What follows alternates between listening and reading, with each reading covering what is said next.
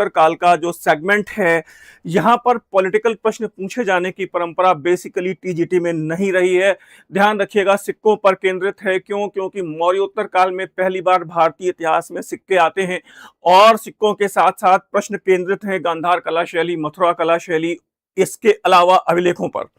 तो फिलहाल आज ये महामैराथन एक लंबा सेशन है, पूरे भारतीय इतिहास के सिक्कों को हम कवर करने वाले हैं। बहुत धैर्य से बैठिएगा और क्लास में आ चुके हैं तो पहला प्रश्न आपके सामने स्क्रीन पर है और विनय और सुनील और नीलम काफी स्वागत है। पन्नालाल, दर्शिका, आलोक, सभी का बहुत स्वागत है। ज्योति, आनंद, प्रतिभा, सभी का स्वागत है। प्रदीप, सभी का स्वागत है। और शुरुआत हो चुकी है हमारी इस क्लास की, सेशन की शुरुआत हो चुकी है और मैं चाहता हूं कि बहुत धैर्य से प्रश्नों का जवाब दीजिएगा, बहुत धैर्य से प्रश्नों का जवाब दीजिएगा। और शुरुआत है, गलत नहीं होने चाहिए। आज पूरे इतिहास के सिक्कों पर हम लोग बात करने वाले हैं, पूरे इतिहास के सिक्कों पर। और पंचचिह्नित सिक्कों अथवा आहत सिक्कों का प्रचलन किस महाजनपद से संदर्भित किया जा सकता है? जवाब सी आ रहे हैं सर। सभी का स्वागत, सभी को नमस्ते। और बिल्कुल ठीक जवाब है, इट इज मगध। बहुत बढ़िया, बेमिसाल प्रश्न है और ऐसे प्रश्न हैं जो अब तक पूछे भी गए हैं और बहुत सारे नए प्रश्न मिलेंगे। सिक्कों से एक प्रश्न पूछे जाने की परंपरा रही है और इसलिए मैंने सोचा कि इसके पहले भी मैंने कई लेक्चर्स लिए थे सिक्कों पर, लेकिन आज मैंने सोचा कि सारे इतिहास के पूरे सिक्के जितने भी इंपॉर्टेंट हैं सब कुछ कवर कर दें। तो लंबा सेशन है, धैर्य से बैठिएगा। सतीश, बहुत स्वागत है। और अगले प्रश्न की ओर जा रहे हैं। भारतीय इतिहास के प्राचीनतम सिक्के किस काल में उपलब्ध होते हैं? मुझे लगता है इस प्रश्न में आपको बहुत बहुत परेशानी नहीं होगी बहुत जवाब देने की जरूरत पड़ने के लिए। और मुझे लगता है जल्दी से बताइएगा यहाँ पे क्या जवाब आना चाहिए, जल्दी से जवाब आना चाहिए। और क्वेश्चन नंबर 2 में जवाब डी आ रहा है सर, जवाब डी आ रहा है और डी आना ही चाहिए। क्यों? क्योंकि जवाब डी सही है। 6ठी शताब्दी ईसा पूर्व में। मतलब मैं समझ पा रहा हूँ आपको ये चीजें दिख रही होंगी प्रॉपर वे में, दिख रही हैं प्रॉपर वे में। हाँ ठीक है, या थोड़ा सा मैं फॉन्ट बड़ा कर देता हूँ इसका। ठीक है, अब ठीक है, अब ठीक है, अब ठीक है। चलो,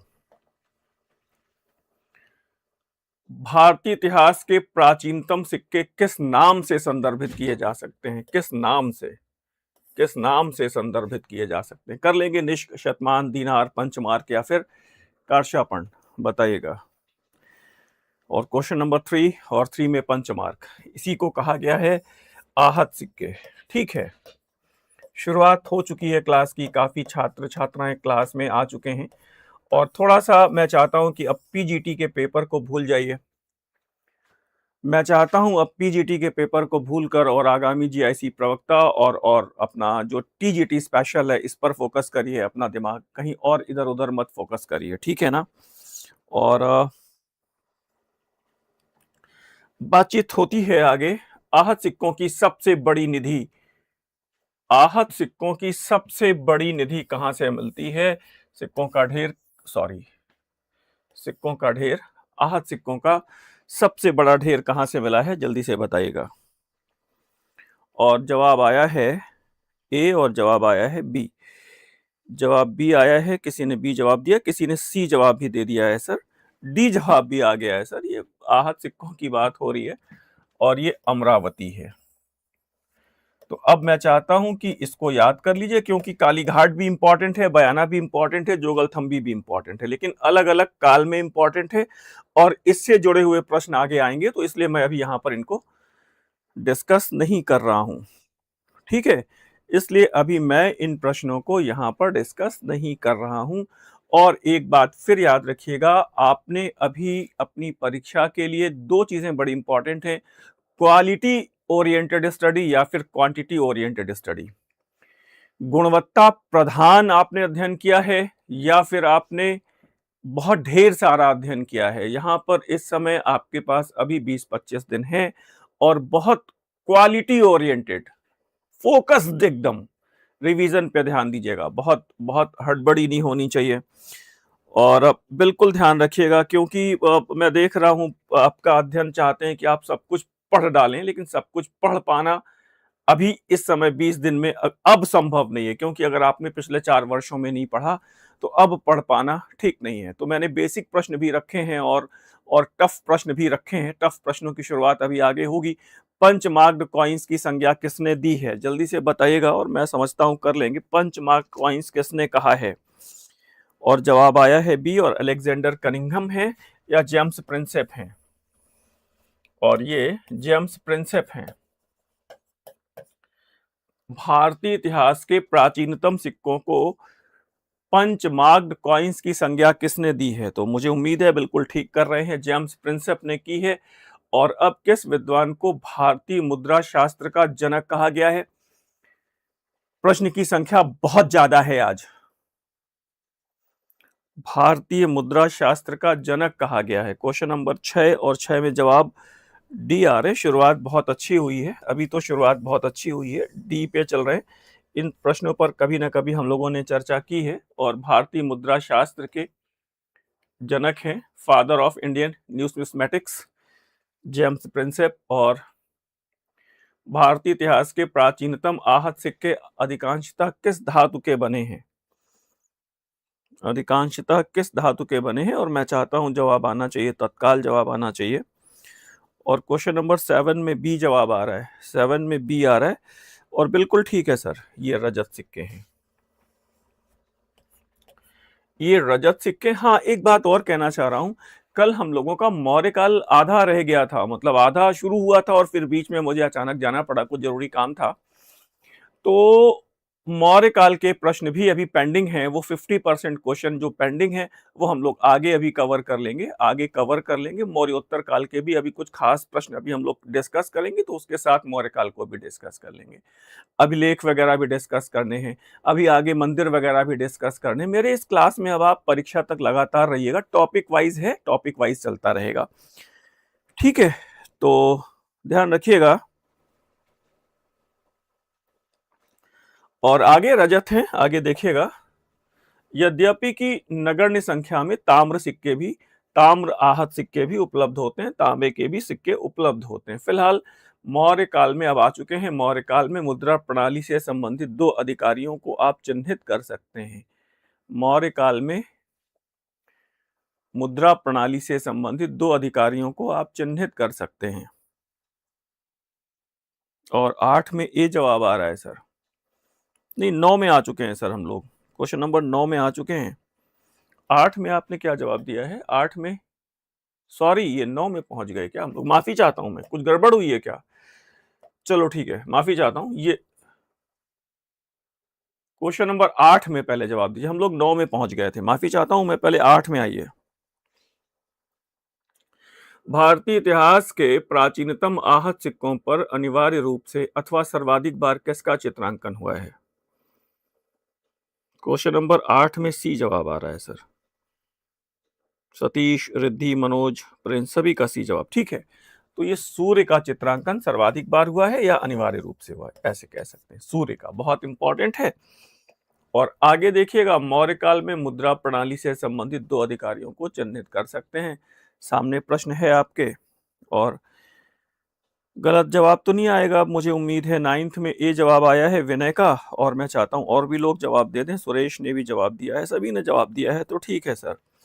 ये लक्षणाध्यक्ष है, टकसाल का अध्यक्ष है, नकली सिक्कों की जांच करने वाला रूपदर्शक है। ये ध्यान दीजिएगा, हमेशा यहाँ पे परेशानी होती है और अक्सर करके ये पूछा जाता है कि रूपा जीवाओं का अध्यक्ष कौन था? मौर्य काल में रूपा जीवाएं, वैश्याओं का अध्यक्ष कौन था? और पहले ही ऑप्शन पे रूपदर्शक होता है, वो गलत है, ध्यान रखिएगा। एज वेल यहां पर एक टर्म आया है मुद्रा अध्यक्ष, ये क्या चीज होती थी? आप जवाब देंगे क्या? मौर्य काल में ये मुद्रा अध्यक्ष क्या होता था? मौर्य काल में मुद्रा अध्यक्ष क्या होता था? देखो मैं जल्दबाजी में नहीं हूं, बहुत धैर्य के साथ पढ़ा रहा हूं और डिस्कस कर रहा हूं, आपसे संवाद कर रहा हूं, और बहुत लंबा सेशन चलेगा, तो थोड़ा सा धैर्य से बैठिएगा। हाँ, पासपोर्ट का अधिकारी है, बिल्कुल ठीक है। और भारतीय इतिहास में सर्वप्रथम किस वंश के शासक ने स्वर्ण सिक्के जारी किए? देख के ऑप्शन को देख के जवाब दीजिएगा सर। भारतीय इतिहास में सर्वप्रथम किस वंश के शासक ने स्वर्ण सिक्के जारी किए, बता दीजिएगा।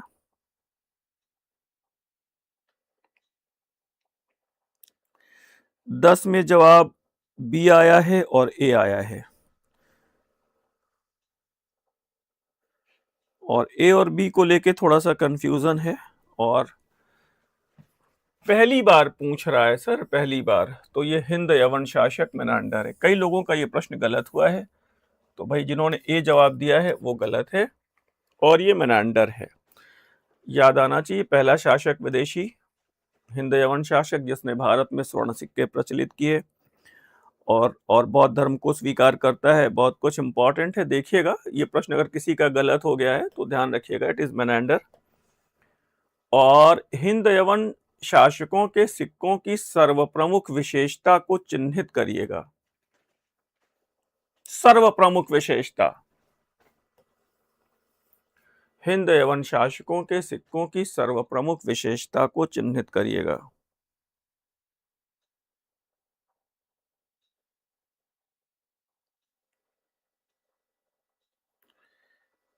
तो एक छात्र कह रहे हैं सर एक भी क्वेश्चन सिक्के से नहीं आया था सर पीजीटी में, तो टीजीटी में भी नहीं आएगा, इस बात की बात कैसे, क्या कहें बताओ।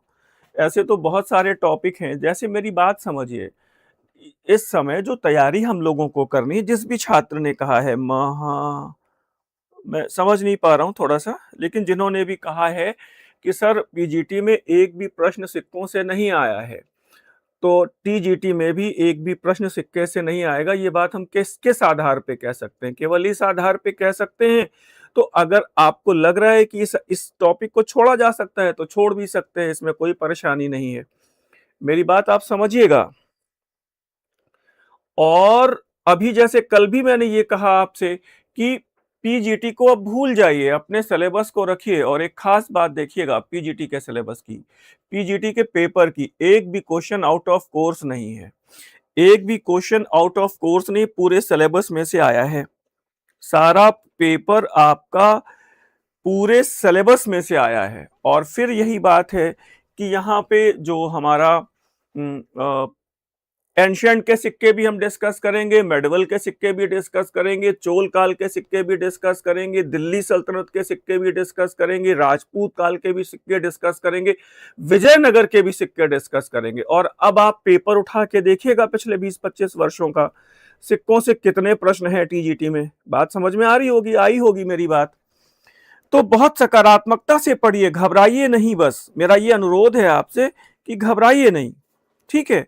घबराएंगे तो परेशानी आएगी, और फिर जो रहा सहा जो कोशिश करी है आपने वो सब भी गड़बड़ हो जाएगा। सर्वप्रमुख विशेषता क्या है? तो ये है द्विभाषिक अभिलेख, द्विभाषिक अभिलेख। और ये भी पूछा गया है आपसे, देखिएगा कौन कौन सी दो भाषाएं लिपियां हैं, त्रिभाषिक सिक्के। फिलहाल चलो प्रश्न को पढ़ लो 1 मिनट जल्दी से, कि भारतीय इतिहास में सर्वप्रथम किस वंश के किस शासक ने लेख युक्त एवं चित्र युक्त स्वर्ण सिक्के जारी किए?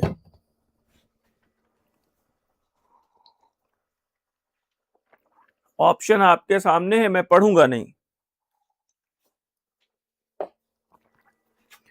तो मुझे उम्मीद है कर लोगे। और इसमें जवाब बी भी आ रहा है, जवाब ए भी आ रहा है, कुछ लोगों का ए आ रहा है, कुछ लोगों का बी आ रहा है। नहीं सर, लेख युक्त और चित्र युक्त, ये मेनांडर ही है, हिंद यवन शासक मेनांडर ही है। हिंद यवन शासकों ने भारत में पहली बार लेख युक्त एवं चित्र युक्त सिक्के जारी किए, लेख युक्त एवं चित्र युक्त। लेकिन अगर यही प्रश्न ऐसे हो जाएगा कि तिथि युक्त या संवत युक्त, तो उत्तर बदल जाएगा। अभी प्रश्न आगे मिलेंगे आपको, ठीक है? अभी यहाँ पे थोड़ा धैर्य से बैठिएगा और देखते रहिए, और चलते हैं फिर आगे। ये देखिए, अब यही प्रश्न आ गया कि तिथि युक्त, अब यहां पर जवाब बदल जाएगा, संवत के अंकन वाले सिक्के पहली बार। माफ कीजिए, चलिए बताइए। और क्वेश्चन नंबर 13 पे आ गए हम लोग। इतना सिस्टमैटिकली अरेंज कर दिया है हमने कि अब आपको मतलब सिक्के अगर यहीं पढ़ लेंगे तो अब दोबारा से रिवीजन की जरूरत नहीं पड़ेगी। और अगर आप हमारे साथ इस सेशन में लगातार बने रहेंगे 9 बजे हमारी क्लास हो रही है, ये आपको पता ही है, रात में रोज लाइव। कहिए तो हम आपको शेड्यूल दे दें और लंबी लंबी क्लास हुआ करेंगी। अब जैसे कल मौर्योत्तर काल को डिस्कस करेंगे और गुप्त काल को डिस्कस करेंगे, फिर एक समय हर्ष को डिस्कस करेंगे, एक बार पूरा चोल पूरा साउथ इंडिया डिस्कस करेंगे, एक बार मंदिरों को राजपूत काल डिस्कस करेंगे, एक बार पूरा दिल्ली सल्तनत, फिर उधर विजयनगर बहमनी पूरा एक लेक्चर, फिर एक मराठा, फिर एक पूरा लेक्चर मुगल। इसी तरह मॉडर्न इंडिया में कुल मिला के लंबे लंबे सेशन होंगे और मैं चाहता हूं कि आप धैर्य के साथ बैठिए। आपका ये क्लास पूरा रिवीजन करा देगा, पूरा रिवीजन करा देगा और आपके डाउट्स भी क्लियर हो जाएंगे फिलहाल। और हाँ, एक खास बात यह है, टॉपिक वाइज चल ही रहा है भाई। अभी हड़प्पा भी कराया, मौर्य काल भी कराया, वैदिक काल भी कराया, धार्मिक आंदोलन भी कराया। अभी एक प्रागैतिहासिक काल आपका बचा हुआ है, क्योंकि पढ़ाया था मैंने पहले, इसलिए उसको अभी डिस्कस नहीं किया है। और हाँ, अभी आपको हम 15 प्रश्न पत्र, यहां तो मतलब क्लास की एक सीमा है, 15 प्रश्न पत्र टॉपिक वाइज उपलब्ध कराने वाले हैं। 15 प्रश्न पत्र टॉपिक के अनुसार, उसमें प्रश्न होंगे, आंसर शीट भी होगी। 15 प्रश्न पत्र पूरे इतिहास के डिस्कस मतलब उपलब्ध कराने वाले हैं, पीडीएफ और आंसर शीट के साथ, ध्यान रखिएगा। तो फिलहाल अभी इस क्लास में हमारे साथ बने रहिए। और ये कादरमक्षक शासक जीवोदामन है, तिथि युक्त और संवत युक्त। फिलहाल आगे चलिएगा। धम्म चक्र का अंकन किसके सिक्कों पे हुआ है, किस वंश के शासक के सिक्कों पर हुआ है, बोलिएगा।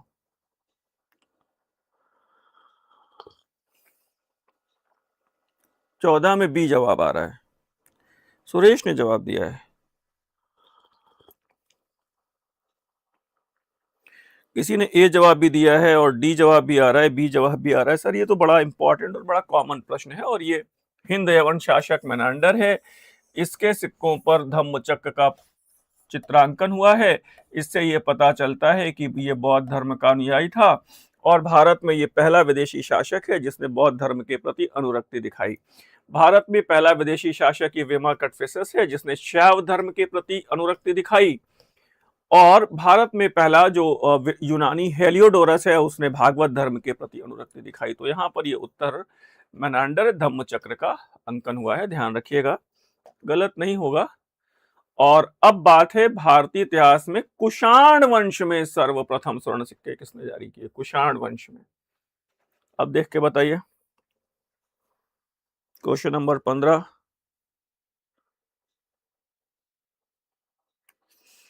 एक छात्र ने कहा है कि सर, ये प्रश्न पूछ रहे हैं कि अपना सुझाव दे रहे हैं कि सर टीजीटी का पेपर भी पीजीटी की तरह ही होगा। अब अगर आप मुझसे पूछ रहे हैं तो मैं इसमें कुछ नहीं कह सकता भाई, मैं कैसे बताऊं। और अगर आप अपनी राय दे रहे हैं तो किस आधार पर दे रहे हैं ये भी देखना पड़ेगा। फिलहाल हम लोग अभी प्रश्नों पे फोकस कर रहे हैं।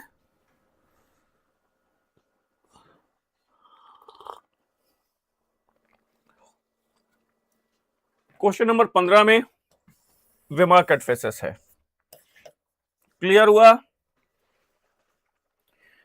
कुषाण वंश में सर्वप्रथम स्वर्ण सिक्के जारी करने वाले। अब देखिएगा किसके सिक्कों पर ये सब प्रश्न आए हैं। जटाजूटधारी शिव का चित्रांकन, नंदी बैल का चित्रांकन, त्रिशूल का चित्रांकन, कौन है भाई। क्वेश्चन नंबर 16 में जवाब दर्शिका ने ए जवाब दे दिया है, लेकिन सर ज्योति ने ए जवाब दे दिया है, लेकिन सर ये उपरोक्त दोनों हैं, उपरोक्त दोनों हैं। विमा कटफिसस भी है और गौड़ नरेश शशांक भी है। और कुमारगुप्त प्रथम के सिक्कों पर वो कार्तिकेय का चित्रांकन हुआ है, ये भी शैव धर्म का अनुयायी है। कौन, कुमारगुप्त प्रथम, कार्तिकेय का चित्रांकन। मयूर शैली के सिक्के किसके हैं, कुमारगुप्त प्रथम के हैं, और ये उपरोक्त दोनों। ठीक है, अब डाउट क्लियर तो नहीं रहेगा, कहीं पर कोई परेशानी तो नहीं रहेगी, डाउट पूरा क्लियर हो रहा है, ठीक जा रहे हैं हम लोग सर। और आगे देखिएगा, कुषाण शासक कनिष्क के सिक्कों पर किसका चित्रांकन सर्वाधिक बार मिलता है, देख के बताइएगा सर, खूब समझ के।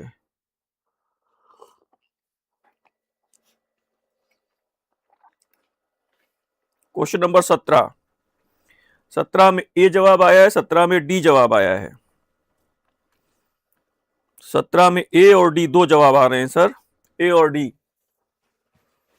और मैं माफी चाहता हूं, ए भी गलत है, डी भी गलत है।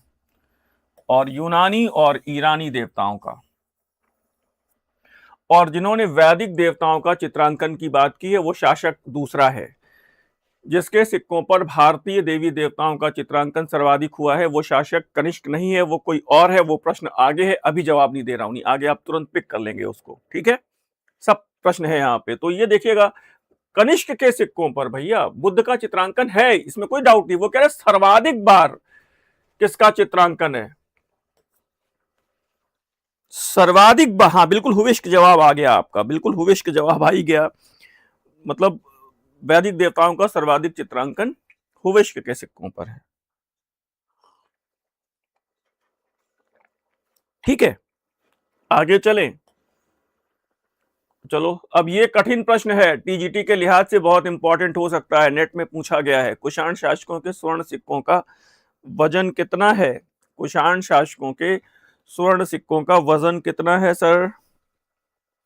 18 में डी जवाब आया है, 18 में डी जवाब आया है, 18 में सी जवाब आया है, और बी जवाब भी आया है, लेकिन जिन्होंने डी जवाब दिया है बहुत बधाई सर। देखिए क्लास से काफी लाभ मिलेगा, अगर क्वालिटी ओरिएंटेड क्लास में आप आना चाहते हैं तो ये रोज 9 बजे हमारे साथ आ सकते हैं, 9 बजे 9 PM डेली, ठीक है। क्लास का समय धीरे धीरे इसलिए बढ़ा रहे हैं क्योंकि टॉपिक की डेंसिटी बढ़ती जाएगी, टॉपिक का एक्सपेंशन भी है, वो काफी बड़े बड़े टॉपिक हैं। तो जिस दिन जैसा टॉपिक होगा उस दिन वैसा टाइम रहेगा, टाइम फिक्स है 9 बजे। अगर आप हमारे इस चैनल पे नए हैं तो आप सब्सक्राइब कर सकते हैं ताकि आपको नोटिफिकेशन मिलते रहें। फिलहाल आगे चलते हैं, अगले प्रश्न की ओर जा रहे हैं सर। और चलो अब इस प्रश्न को बहुत ध्यान से पढ़ना। कुषाण वंश में चांदी के सिक्कों का अभाव दिखाई पड़ता है, मतलब हैं लेकिन कम है। लेकिन किन दो शासकों के चांदी के सिक्के हमें उपलब्ध होते हैं कुषाण वंश में?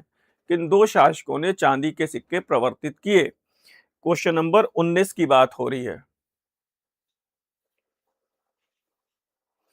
क्वेश्चन नंबर 19 की बात हो रही है।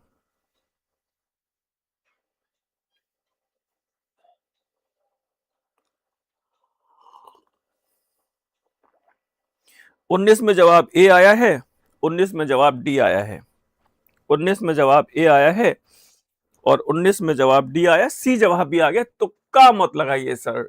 और चांदी के सिक्के केवल दो ही हैं, 1 और 4।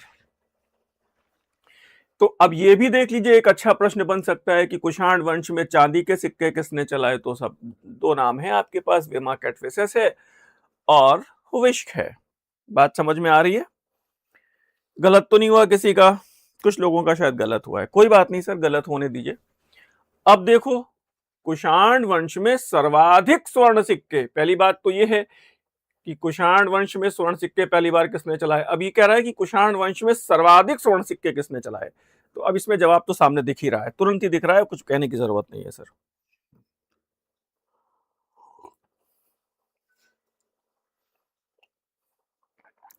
बताइए, तुरंत बताइए। और 20 में जवाब बी आ रहे हैं, डी भी जवाब आ रहा है सर, बी जवाब आ रहा है, डी जवाब आ रहा है। मतलब हमें लग रहा है सर कि जिन्होंने डी जवाब दिया है थोड़ा सा समझना पड़ेगा, और ये कनिष्क है, सर्वाधिक स्वर्ण सिक्के कनिष्क प्रथम, ठीक है, अच्छा है। अब थोड़ा सा ये रिमार्क आप चाहें तो पढ़ लीजिएगा, नोट कर लीजिएगा, स्क्रीनशॉट ले लीजिएगा। मैं पढ़ नहीं रहा हूं। कुषाण काल में सर्वाधिक लेन देन तांबे के सिक्कों से होता रहा। सर्वाधिक शुद्ध सोने के सिक्के कुषाण वंश के शासकों ने ही जारी किए हैं, और प्राचीन भारतीय इतिहास में सर्वाधिक संख्या में स्वर्ण सिक्के गुप्त वंश के शासकों ने जारी किए, यद्यपि कि उनके सिक्कों की शुद्धता क्रमशः घटती गई।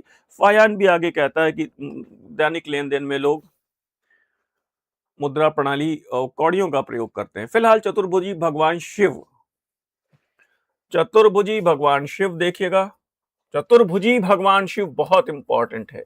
शाक्य मुनि बुद्ध, एवं मैत्रेय बुद्ध। चतुर्भुजी भगवान शिव बहुत इंपॉर्टेंट है। ऐसे पूछा जाएगा चतुर्भुजी भगवान विष्णु, चतुर्भुजी भगवान श्री कृष्ण और ये चतुर्भुजी भगवान शिव का चित्रांकन तीन तीन प्रश्न एक में मिला दिए हैं। किसके सिक्कों पर हुआ है? अब कर लेंगे इसको आप। 21 खूब दावे हो रहे हैं डी के लिए, गलत है। और दावा है जिनका कनिष्क प्रथम के लिए, वो बिल्कुल सही है। क्वेश्चन नंबर 21 में बी, कनिष्क प्रथम। लाभ मिलेगा, पक्का लाभ मिलेगा। अगर आज आप इस सेशन को ज्वाइन करते हैं तो आपको बहुत सारी चीजें नई मिलेंगी और बहुत प्रामाणिकता के साथ मिलेंगी। फिलहाल आइए और अगले सेशन में जा रहे हैं, अगले प्रश्न की ओर। और फिर देखो थोड़ा सा यहां पर हमने आपको और चतुर्भुजी भगवान शिव कुषाण शासक कनिष्क, चतुर्भुजी भगवान विष्णु हुविष्क और चतुर्भुजी भगवान श्री कृष्ण वसुदेव के सिक्कों पर। इतना कुछ किया है मैंने आपके लिए। पूरी सिक्कों की जितनी भी बेहतरीन पुस्तकें सब निकाल के, और सब सिक्कों पर 500 से ज्यादा प्रश्न हैं। सिक्कों पर 500 से ज्यादा प्रश्न हैं। और मैंने उन प्रश्न पत्रों का भी एनालिसिस किया है जो नेट में, यूजीसी में और अलग अलग स्टेट लेवल में, असिस्टेंट प्रोफेसर में, पीजीटी में पूछे गए, सबको कवर किया है। और उसमें से आपके लिए जो टीजीटी ओरिएंटेड है उन सिक्कों का कलेक्शन आज मैं आपको दे रहा हूं। अगर लाभ मिलेगा तो परमानेंट कमेंट बॉक्स में हमें जरूर बताइएगा। फिर हम ऐसे मंदिर कला शैली और तमाम बहुत सारे टॉपिक हैं जो आप पढ़ते नहीं है, भारतीय इतिहास के अभिलेख, बहुत कुछ करवाने वाले हैं अभी। तो फिलहाल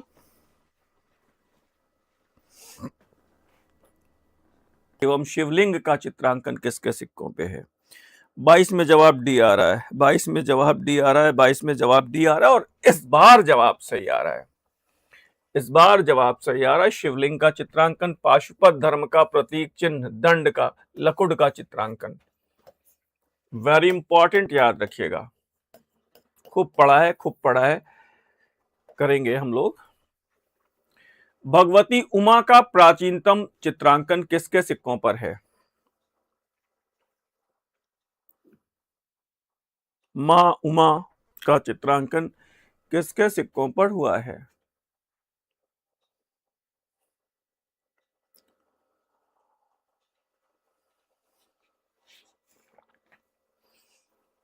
जवाब बी आ रहे हैं, जवाब डी आ रहे हैं। और ठीक है, जवाब हुविष्क ही है सर, हुविष्क है।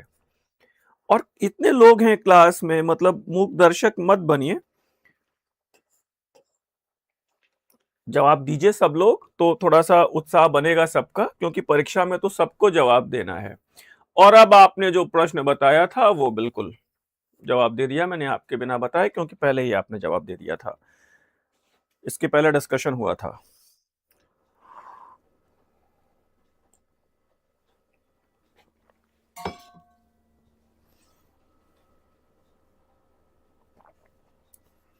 आगे चलते हैं।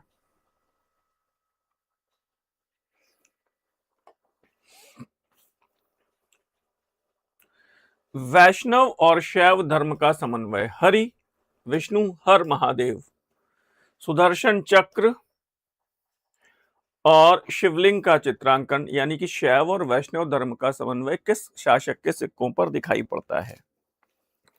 बताइएगा।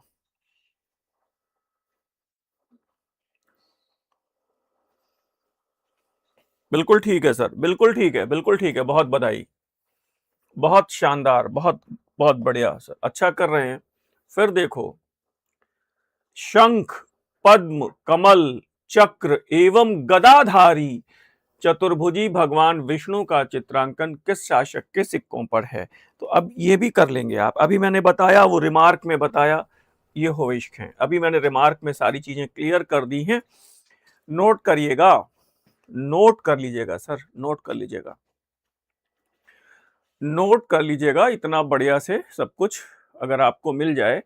और कोई अगर हमारे साथ लगातार पिछले 2 ढाई महीने से है तो उसको बहुत मदद मिल जाएगी। टीजीटी की परीक्षा में, पीजीटी में मदद मिली है, असिस्टेंट प्रोफेसर में मदद मिली है, और अभी इसमें भी काफी मदद मिल सकती है आपको। फिलहाल चलिए, गुप्तकालीन स्वर्ण मुद्राएं भारतीय इतिहास में विशेष स्थान रखती हैं क्योंकि ये सिक्के, बताइएगा।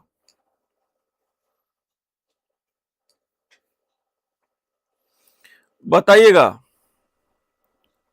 नहीं, अभी अभी पीडीएफ आपको हम कल या परसों में उपलब्ध कराएंगे। चैनल हमारा, आप चाहें तो उसका, ये हमारी क्लास का ऐप है, पाथ फाइंडर एजू के नाम से प्ले स्टोर पर ये है, और आप चाहें तो इसको डाउनलोड कर सकते हैं। इसका हम स्कैनर, आपको क्यूआर कोड हमने दे दिया है, आप चाहें तो सीधे कर सकते हैं यहां से। और बेसिकली इस पे एक टेस्ट सीरीज 99 रुपीज में आपको उपलब्ध है, जिसमें 10 पेपर हैं, 125 प्रश्न है, यानी 1250 प्रश्नों को हल करने का मौका मिलेगा। आंसर शीट है, लाइव वीडियो सेशन क्लास है। वो क्लास समाप्त हो गई है, लाइव सेशन में मैंने हल करवाया था, लेकिन रिकॉर्डेड क्लास है उस पे। तो आप 99 रुपए में आप इसको पिक कर सकते हैं। टीजीटी के लिए तो एकदम रामबाण है, एकदम आपके रिवीजन को एक नई दिशा मिल जाएगी, एक नई दिशा मिल जाएगी। तो हमारे इस चैनल पे आप आ सकते हैं, हमारे इस ऐप पे आ सकते हैं। केवल आपको 99 रुपीज का पे करना है। 10 पेपर हैं, पीडीएफ, आंसर शीट और लाइव क्लास के साथ, केवल 99 रुपीज पे है। तो आप चाहें तो उस पे आ सकते हैं। इसके बाद भी अभी हम आपको 15 प्रश्न पत्र टॉपिक वाइज और उपलब्ध करवाने वाले हैं। उसकी सूचना आपको कल मिल जाएगी। वो सारा कुछ ऐप पर ही होगा, जो भी पीडीएफ वगैरह होगा सब ऐप पर होगा। ठीक है, अभी यहां पर आप हमें जानकारी दीजिएगा। 27 में बताइएगा, 27 में डी जवाब आ रहा है। 27 में डी जवाब आ रहा है। 27 में ए, कोमल सिंह ने ए जवाब दिया है, बाकी लोगों ने डी जवाब दिया है सर, और ये गलत है, सभी का गलत हो गया। अब जरा कॉन्सेप्ट लगाइए। अब आप कह रहे हैं सर पीजीटी का पेपर बड़ा लंबा था, कॉन्सेप्ट लगाइए ना। मुद्रा प्रणाली का पतन संपूर्ण भारत में मानक मुद्रा के रूप में कैसे प्रचलित है भाई? इस समय भारत में बहुत सारे सिक्के प्रचलित हैं। दक्षिण भारत में आप देखिए, चोल काल में देखिए, पल्लव काल में देखिए, राष्ट्रकूट काल में देखिए, मतलब संपूर्ण भारत में कैसे प्रचलित हो सकते हैं? गुप्त काल की स्थिति पूरे भारत में मानक मुद्रा के रूप में कैसे गलत है? ये सिक्के भारतीय इतिहास के प्रथम अंतरराष्ट्रीय सिक्के थे। इसके पहले कुषाण शासक कनिष्क का अंतरराष्ट्रीय साम्राज्य बन चुका है। तो कैसे हो सकते हैं ये? अब ये भारतीय कला और सुंदरतम रूपांकनों के लिए प्रसिद्ध हैं। बहुत इंपॉर्टेंट प्रश्न देख लीजिए। कॉन्सेप्ट वाला प्रश्न आया तो धाराशाही, कॉन्सेप्ट का प्रश्न आ गया तो धाराशाही हो गए। बी वाला, भाई गुप्त काल के पहले कुषाण शासक कनिष्क को भी तो देख लीजिए, उसका पहला अंतरराष्ट्रीय साम्राज्य है। आप ध्यान दीजिएगा, गुप्त काल में मुद्रा प्रणाली का पतन भी हुआ है बाद में। डाउट्स क्लियर हो रहे हैं? पहले मुझे ये बताइए, डाउट्स क्लियर हो रहे हैं कि नहीं क्लियर हो रहे हैं? हम उतने उस ढंग से सोच नहीं पा रहे हैं हम लोग अभी। बस केवल कितनी बढ़िया सामने उत्तर दिख रहा है, तब भी आपने जबरदस्ती उसमें अपना लॉजिक लगा दिया। चलो, सातवाहन कालीन मुद्रा प्रणाली की एक विशेषता जो दिखाई पड़ती है,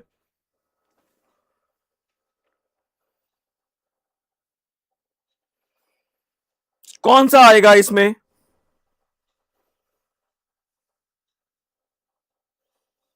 जल्दी से बताओ आप। Question number 28। हाँ, ये 28 में कर लोगे। किसी ने बी जवाब भी दे दिया है सर, कैसे दे दिया है? सर्वाधिक प्रयोग कैसे किया? सातवाहनों ने सोने के सिक्के जारी किए ही नहीं सर, सातवाहनों ने सोने के सिक्के जारी किए ही नहीं, उन्होंने सीसे और प्रोटीन के सिक्कों का प्रयोग किया। यही एक बहुत खास बात है, यही एक बहुत खास बात है। मेरे साथ बैठ पाएंगे एक आध 1.5 घंटा आप लोग? मतलब ये लंबा सेशन है, मैं नहीं चाहता हूं कि आज छूटे आपका कोई भी सेशन, कोई भी क्वेश्चन छूटे। भारत में रोमन स्वर्ण मुद्राओं की प्राप्ति मुख्यतः क्या दिखाती है?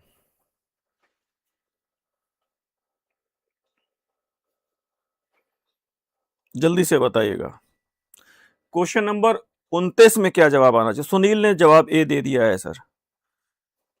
ए जवाब आ रहा है, ए जवाब आ रहा है, ए ही जवाब आ रहा है और ए ही आना चाहिए सर। बिल्कुल ठीक है। भारत और रोम के व्यापारिक संबंध है। ठीक है, बढ़िया बात है। ठीक है, बाकी सब गलत है।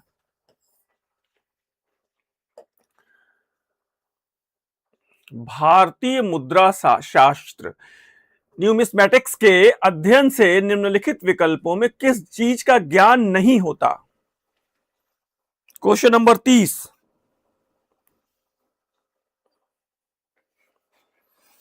बताइएगा। थोड़ा वो परंपरागत ढंग से जैसे आप सोच रहे हैं, अब वैसे कमीशन नहीं सोच रहा है।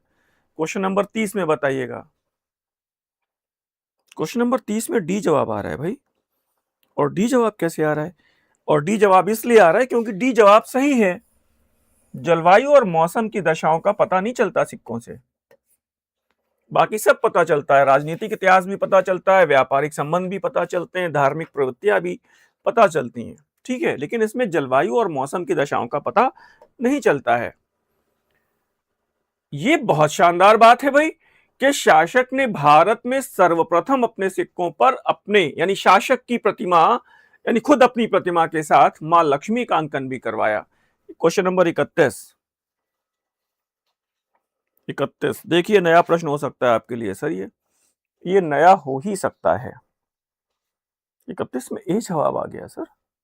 31 में ए जवाब आ रहा है।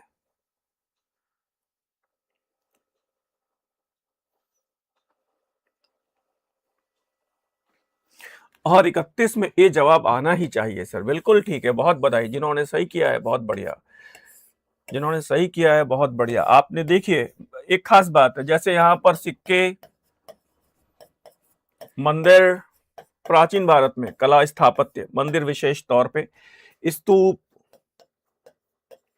अभिलेख, सारे अभिलेख जितने हैं खास खास, उनकी लिपि, उनकी भाषा, प्राप्ति का स्थान, उनका डिटेल, एंशियंट में ये सब कुछ मिला लें। मूर्तिकला, चित्रकला यानी अजंता एलोरा भी मिला लें। कल्चर का ये पेपर है और कल्चर से कम एक या दो प्रश्न आएगा ही आएगा। पूरे भारत के स्थापत्य को, सिक्कों को, मंदिर को, स्तूप को, अभिलेखों को, स्थापत्य में मस्जिदें भी आ जाएंगी, तमाम कुछ भी आ जाएगा, स्मारक, मकबरे सब आ जाएंगे। एक या दो प्रश्न आने ही आने। मैच दी फॉलोइंग में भी आ सकता है। मेरी बात आपको समझ में आ रही होगी सर।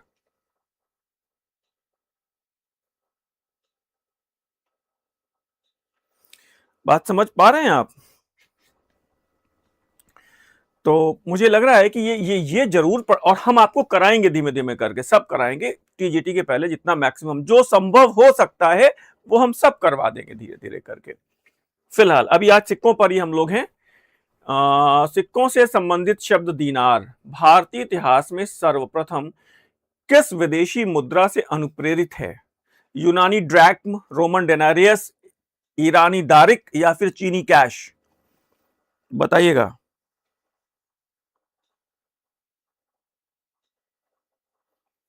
क्वेश्चन नंबर 32 में सी जवाब भी आया है, 32 में बी जवाब भी आया है, 32 में सी जवाब भी आया है और 32 में सी जवाब, बी जवाब, सी जवाब और बी जवाब। अरे नहीं सर, ये रोमन डेनारियस है।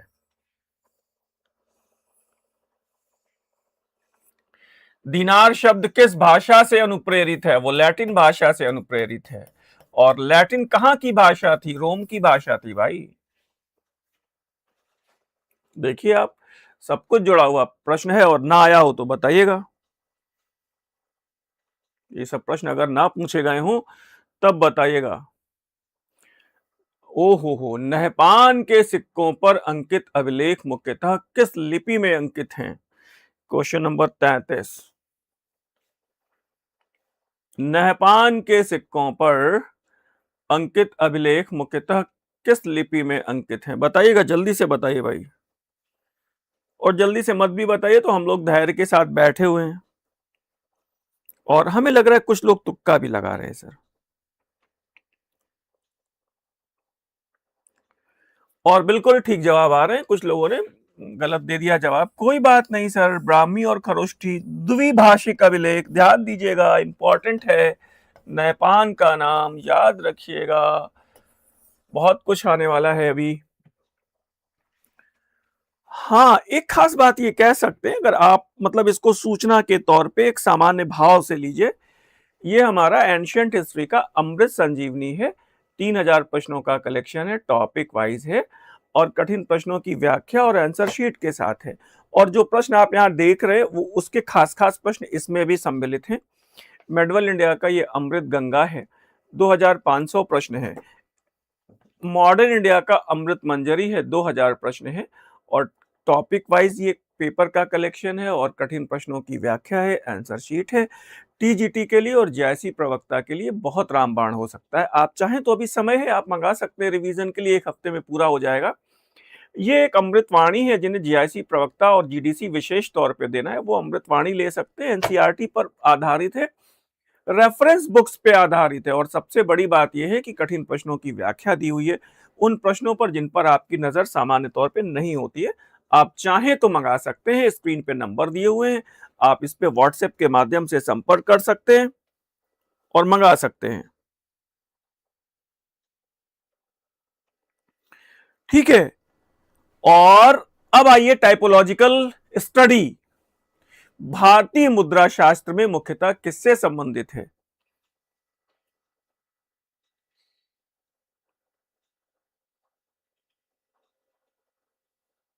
34 में सी जवाब आ रहा है सर, 34 में सी, टाइपोलॉजिकल। अब ये बिल्कुल टाइपोलॉजिकल मतलब टाइप, टाइप माने प्रकार, टाइप माने प्रकार, तो ये सिक्कों के प्रकार और प्रतीकों के वर्गीकरण, बस हो गई बात। ठीक है, क्लियर हो गया, किसी का गलत नहीं हुआ, सबका सही आया है। चलो, ये होर्ड शब्द क्या कहता है? मुद्रा शास्त्र में होर्ड शब्द का क्या संदर्भ है, बताइएगा। होर्ड, बताइएगा सर।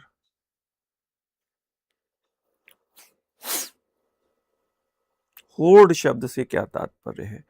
और शुरुआती जवाब डी आ रहे हैं, 35 में डी और सी आ रहे हैं, और डी और सी, डी और सी, डी और सी, ज्यादातर सी जवाब आ रहे हैं।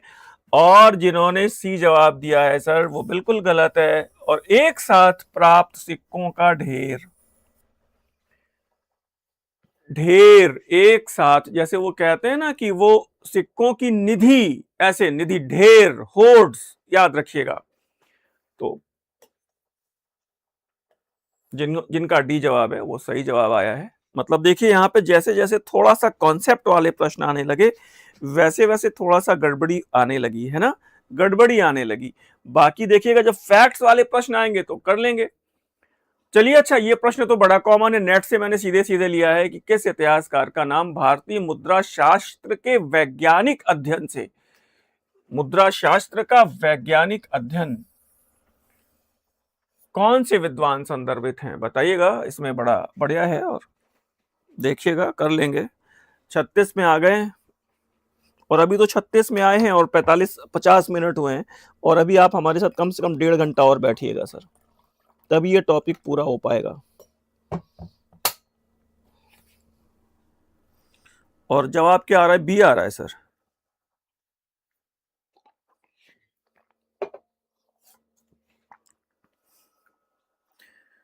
जवाब बी आ रहा है,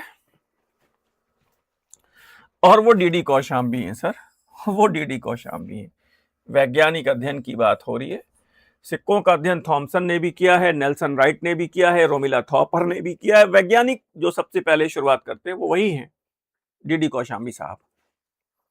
ठीक है, याद रखिएगा। गलत हुआ है देखिए, चलिए खैर कोई बात नहीं। चलो, बहुत सरल, बहुत सरल प्रश्न है। डाई स्ट्राइकिंग टेक्निक भारतीय मुद्रा शास्त्र में किससे संबंधित है? मानक वजन निर्धारण, मुद्रांकन तकनीक, धातुओं की शुद्धि, या फिर none of these. Question number 37, question number 37 में बिल्कुल जवाब आया है, सी जवाब आया है। जवाब आया है, जवाब आया है, जवाब सी आया है, डाई स्ट्राइकिंग टेक्निक। और सी जवाब बिल्कुल बिल्कुल बिल्कुल बिल्कुल बिल्कुल सी जवाब बिल्कुल गलत है सर। सिक्कों पर मुद्रांकन की तकनीक, स्ट्राइकिंग चोट करना, डाई स्ट्राइकिंग टेक्निक, पंच, जैसे आप कहते हैं पंच मार्क कॉइन्स, पंच का मतलब क्या है? चोट मारना।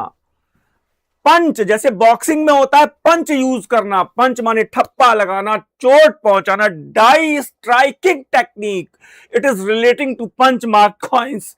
सिक्कों पर मुद्रांकन की तकनीक, ठप्पा लगाने से गलत किया। देखिए जैसे ही कॉन्सेप्चुअल प्रश्न आएंगे वैसे ही आप गलत हो जाएंगे। क्यों? क्योंकि आपको किसी भी अध्यापक ने इस ढंग से पढ़ाया ही नहीं। मैं माफी चाहता हूं लेकिन ऐसा ही है।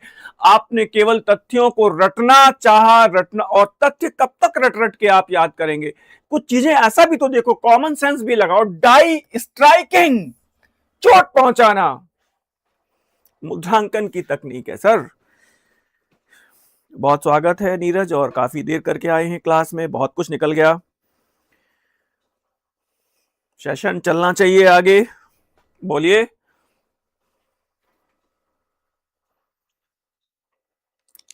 जल्दी बताइए सर।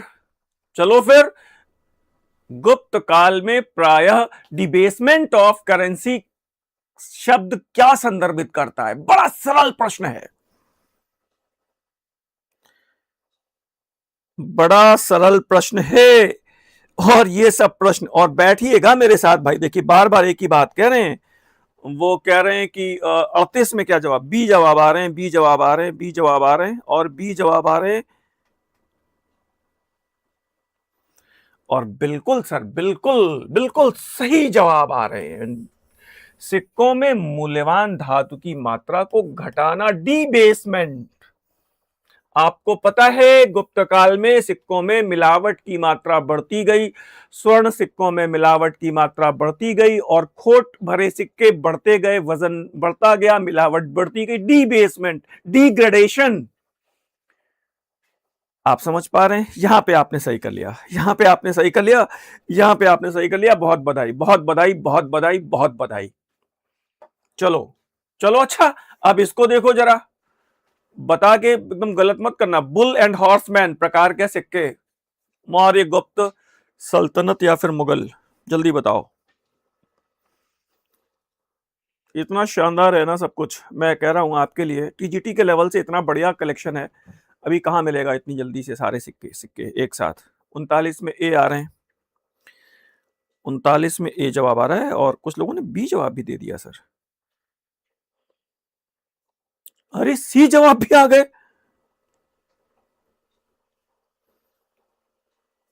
ओहो, सी जवाब भी आ गए, बी भी आ रहा है, बी भी आ रहा है, बी भी आ रहा है। और सर बुल एंड हॉर्समैन गलत है। ये दोनों, ये प्रारंभिक सल्तनत काल, बुल माने सांड या बैल, सांड कह सकते हैं, और घुड़सवार। और इन प्रारंभिक सिक्कों को कहा गया है देहलीवाल। याद आया? इन प्रारंभिक सिक्कों को कहा गया है देहलीवाल। प्रश्न पूछा गया है एज इट। अच्छा, ये फिर एक बड़ी बात है, ये सब प्रश्न पूछे गए हैं, पूछे गए प्रश्न, ये सब मेरे दिमाग की उपज नहीं है, ये सब पूछे गए प्रश्न है सर, ये सब पूछे गए प्रश्न है। और मैंने जो पीसीएस के या फिर यूपीएससी के भी सिंगल लाइनर प्रश्नों को शामिल किया है, पीसीएस के भी और यूपीएससी के भी, असिस्टेंट प्रोफेसर के भी, नेट के भी सिंगल लाइनर प्रश्नों को कलेक्शन में लिया है।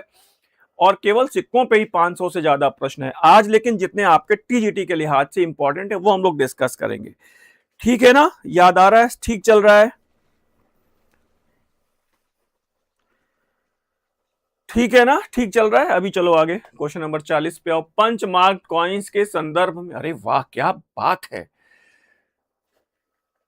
रिवर्स ब्लैंक शब्दावली क्या संदर्भित करती है? रिवर्स ब्लैंक शब्दावली, पंच मार्क कॉइन्स के संदर्भ में रिवर्स ब्लैंक शब्दावली क्या? नहीं, ये हिंदी में नहीं पूछे जाएंगे, ये इंग्लिश में ही पूछे जाएंगे। ये टर्मिनोलॉजी इंग्लिश में ही पूछी गई है, इसलिए इंग्लिश में लिखा हुआ है। हिंदी हम नहीं बताएंगे इसकी, हिंदी तभी बताएंगे जब एक्सप्लेन करेंगे इसको। जवाब क्या आ रहा है सर? डी आ रहा है। बी और डी में बराबर बराबर आ रहा है, बी और डी में बराबर आ रहा है। सर सिक्कों पर धार्मिक प्रतीक चिन्ह आहत सिक्कों पे कहां पर है? सिक्कों का पृष्ठभाग बिना चिन्ह का है। पंचमार्क कॉइन पे धार्मिक प्रतीक चिन्ह कहां है? पर्वत, पहाड़, नदी, सूर्य, चंद्रमा, ये सब अंकित है। रिवर्स ब्लैंक, रिवर्स का मतलब पृष्ठभाग, पृष्ठभाग, ब्लैंक माने खाली है। आप पढ़ते हैं फिल इन द ब्लैंक्स, खाली स्थान भरो, फिल इन द ब्लैंक्स, खाली स्थान भरो, ब्लैंक माने खाली स्थान। तो जो पृष्ठभाग है वो खाली है, क्योंकि एक तरफ ठप्पा लगाया गया है, दूसरी तरफ ठप्पा लगाने की जरूरत ही नहीं है, केवल एक तरफ से अंकन है। क्लियर हुआ? क्लियर हुआ? क्लियर हुआ? क्लियर हुआ? अब देखिए, अब कुतर्क कर रहे हैं, एक छात्र ने कुतर्क किया है कि सर सूर्य का अंकन तो है। एक छात्र ने कुतर्क कर दिया कि सर सूर्य का चित्रांकन तो है, चंद्रमा का चित्रांकन तो है, धार्मिक चिन्ह है। अरे भाई, मौर्य काल में हमें उन सिक्कों पे कुछ लिखा हुआ मिलता है क्या ऐसा प्रतीक कि ये धार्मिक चिन्ह है? मुझे बताइए। मौर्य काल के पहली बार तिथि युक्त, लेख युक्त और चित्र युक्त जो प्रॉपर सिक्के हैं वो किसी शासक के वो दिखाई कब पड़ते हैं? वो हिंद यवन काल में। इन सिक्कों पर कोई लेख नहीं है, केवल चिन्ह अंकित है। और अब आप उसका मन अपने मन से कुछ भी निकाल लीजिए। अब आप उसका चित्रांकन, मोर का चित्रांकन हो, कुछ भी हो, सूर्य का हो, नदी का हो, बोले सब तो धार्मिक है। रिवर्स ब्लैंक, ब्लैंक माने खाली स्थान, रिवर्स माने पृष्ठभाग। इसका तो अर्थ निकालिए पहले।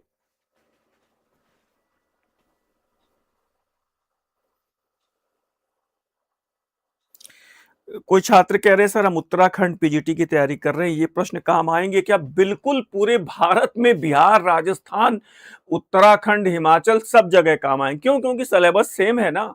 भारतीय इतिहास के सिक्के कुछ अलग से पढ़ेंगे क्या आप? सिक्के तो यही पढ़ेंगे ना जो भी हैं आपके पास, विदेशी सिक्के तो पढ़ेंगे नहीं। भारत का इतिहास है तो भारत के सिक्के पूछे जाएंगे, तो बिल्कुल पढ़ सकते हैं और पढ़ना ही चाहिए आपको।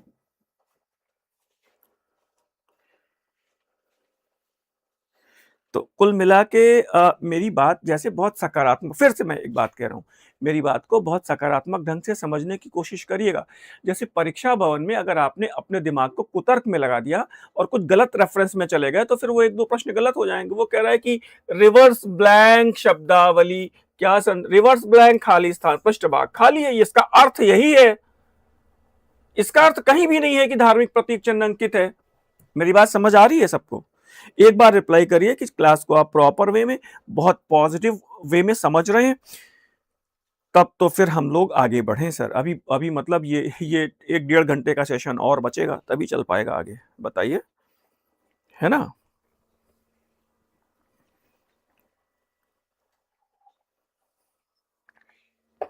अपने मन से हमें कोई उत्तर नहीं देना है कि हम ये अर्थ समझ रहे हैं। आपको प्रश्न का जो रेफरेंस है उसी के अकॉर्डिंग आपको उत्तर देना है। ठीक है? सभी लोग समझ पा रहे हैं? बहुत अच्छे से समझिएगा मेरी बात को, बहुत। और अब देखो, चलो, भगवान शिव और मां पार्वती का चित्रांकन किसके सिक्कों पे है? अब तो कर लेना चाहिए सर। अभी तो चलो फैक्चुअल प्रश्न फिर आ गया, कॉन्सेप्चुअल हटा दिए। और कॉन्सेप्ट में आप लोगों की दिक्कत है, कॉन्सेप्ट डेवलप करने में आप लोगों की दिक्कत है। और हाँ, एक बात ध्यान से सुनिएगा। चलिए, यहां पे जवाब दे दिया है अगर आपने, हर्षवर्धन, तो बिल्कुल ठीक है, बहुत बढ़िया है। एक बात मैं आपको बताना चाहता हूं कि अभी अगर आप लोग जो भी बहुत से छात्र छात्राएं ग्रुप में जुड़े हुए हैं, तो आज एक सूचना फॉरवर्ड की गई होगी आपको ऑफिस की तरफ से कि उसमें ये बताया गया था कि आपकी जो आगामी वैकेंसीज हैं वो बहुत जल्दी प्रस्तावित हैं। उसका पोर्टल ओपन है और उसमें डिटेल दे दी गई है। शायद आपको सूचना मिली होगी बहुत से लोगों को। और ये निश्चित मान के चलिए कि मुझे उम्मीद है जुलाई में आपकी वैकेंसीज आ जाएंगी और एग्जाम उसके भी दिसंबर में हो जाएंगे। और सारे रिजल्ट आपके अगले साल चुनाव के पहले क्लियर होने की पूरी संभावना है। सारे रिजल्ट्स आपके एग्जाम के पहले क्लियर होने की पूरी संभावना है। मैं एक अनुमान से बता रहा हूँ, अपने अनुभव से बता रहा हूँ, तो आपको बड़ी सकारात्मकता से इस समय लगना चाहिए। बड़ा गोल्डन और बड़ा क्रीम टाइम पीरियड है इस समय फिलहाल।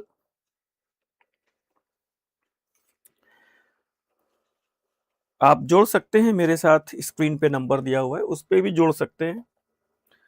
शक सातवाहन काल में स्वर्ण और रजत सिक्कों का अनुपात उनका क्या है? और ये सब तो प्रश्न आपके इतने रटे रटाए हैं कि इसको तुरंत जवाब दे देंगे आप। इतने रटे रटाए प्रश्न हैं ये सब कि जवाब आ जाएगा। 1:35 है। तो अब जब इसमें कर ही ले रहे हैं तो केवल ये रिवीजन का पर्पस है, इसमें बहुत ज्यादा डिस्कशन नहीं है। और शक और कुषाण काल में स्वर्ण और रजत सिक्कों का अनुपात बताइए। तो मतलब यहां पर ये वाला तो होगा नहीं, तो अब इन तीन में से कोई एक बताइएगा। क्वेश्चन नंबर 43 में बताओ भाई। और 43 में ठीक है सर, बी जवाब आ रहा है 1:14। तो ये भी रटा रटाया प्रश्न है। तो रटे रटाए प्रश्न आपके गलत नहीं होंगे। और फिर ये कह रहे गुप्त काल में स्वर्ण और रजत सिक्कों का अनुपात कितना है। तो अब ये पक्का है कि ये वाला भी नहीं होगा और ये वाला भी नहीं होगा। अब इन दोनों में से कोई एक होगा और कर लोगे तुरंत। Question number 44। ठीक है, 44 में सी बिल्कुल ठीक जवाब आ रहा है आपका। यहां तक तो बधाई। और ध्यान देना कि सिंगल लाइनर प्रश्नों में कोई प्रश्न सरल या कठिन नहीं होता। सरल होता है, आता है तो सरल है, कठिन है नहीं आता मतलब। और इसमें तुक्का नहीं लगा सकते आप, लेकिन कॉन्सेप्चुअल प्रश्नों में थोड़ा सा अपना थॉट प्रोसेस स्ट्रॉन्ग करके आप तुक्का लगा सकते हैं। मेरी बात समझ पा रहे होंगे। पेपर थोड़ा सा कॉन्सेप्चुअल बेस्ड हो तो मैं चाहता हूं कि आपकी क्षमता का मूल्यांकन बेहतर हो पाएगा। ठीक है, आगे चलिए, फिर कुछ कठिन प्रश्न आएंगे अभी। चलो बढ़िया आ गया। गुप्तकालीन सिक्कों की कितनी ढेर यानी निधियां यानी कि कितने होर्ड्स अब तक मिले हैं। गुप्तकालीन सिक्कों के अब तक कितने ढेर हम लोगों को मिल चुके हैं। अब तक गुप्तकालीन सिक्कों के कितने ढेर हम लोगों को मिल चुके हैं।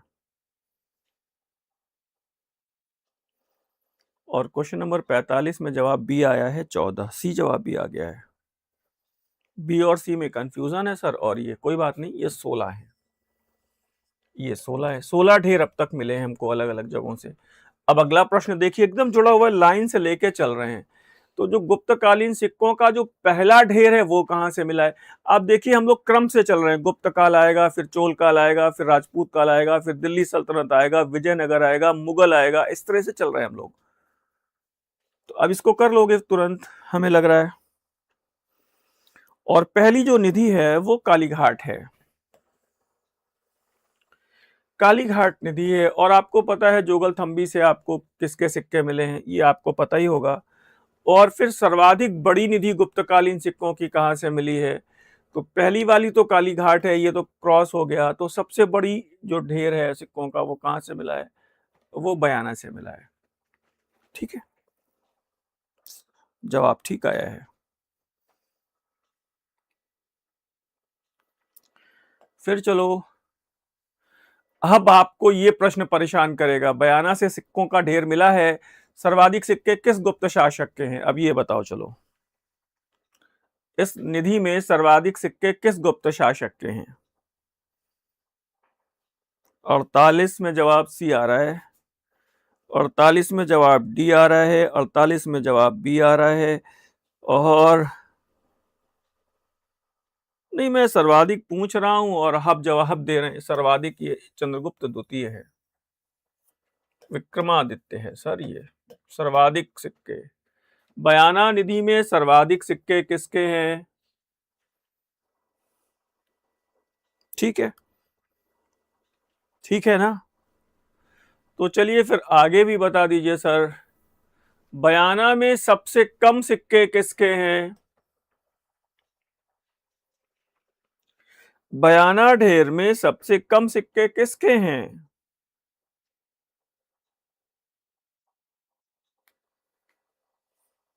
बताइए। और ठीक जवाब आ रहा है सर, ये स्कंदगुप्त है। बिल्कुल ठीक है, बयाना निधि में ठीक कर रहे हैं। यहां तक आप लोग ठीक आ रहे हैं। चलिए अब इस प्रश्न को गलत मत करिएगा। गुप्त वंश में सर्वप्रथम ताम्र सिक्के प्रचलित करने का श्रेय किस गुप्त शासक को है? तो जवाब दे दोगे फटाफट। Question number 50। क्वेश्चन नंबर 50 में अरे सर जवाब सी आ रहा है भाई, जवाब ए आ रहा है, सी आ रहा है। 50 में ए और सी, 50 में ए और सी, और तुक्का मत लगाइए सर, गलत है। समुद्रगुप्त, रामगुप्त के सिक्के मिलते हैं, तांबे के सिक्के रामगुप्त के मिलते हैं। इसका स्वर्ण सिक्का तो नहीं मिला, लेकिन रामगुप्त के तांबे के सिक्के मिले हैं। तो पहली बार अगर ये सर्वप्रथम ताम्र सिक्कों की बात हो रही है तो वो रामगुप्त है। लेकिन प्रश्न का नेचर चलो हमने चेंज कर दिया। गुप्त वंश में नियमित ताम्र सिक्के प्रचलित करने का श्रेय किस गुप्त शासक को है? नियमित ताम्र सिक्के, ये पिन पॉइंट है इस प्रश्न का। अब बताओ, तो ये रामगुप्त तो हो नहीं सकता सर, तो अब कौन है?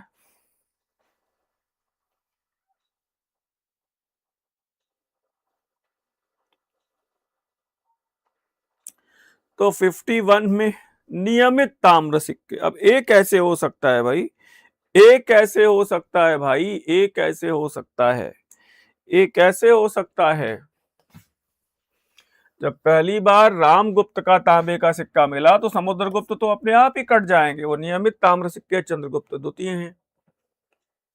क्लियर हो रही है बात?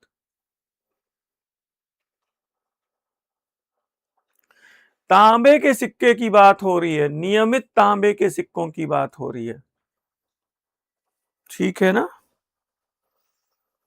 क्लियर हुआ? चलो अच्छा, अब ये देखो,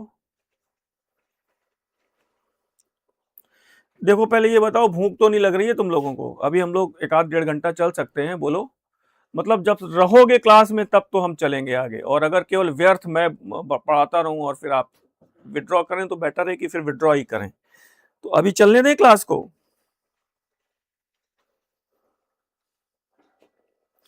जल्दी बताइएगा सर, अभी चलने दें हम लोग। वीणा वादन प्रकार के सिक्के दो ही हैं भाई, देखो वीणा वादन प्रकार के सिक्के दो ही, ए बता रहे हैं आप, और ए ही है, समुद्रगुप्त है ही, और कुमारगुप्त प्रथम ने भी वीणा वीणा वादन प्रकार के सिक्के जारी किए। तो एक और चार हो जाएगा, एक और चार हो जाएगा, ठीक है।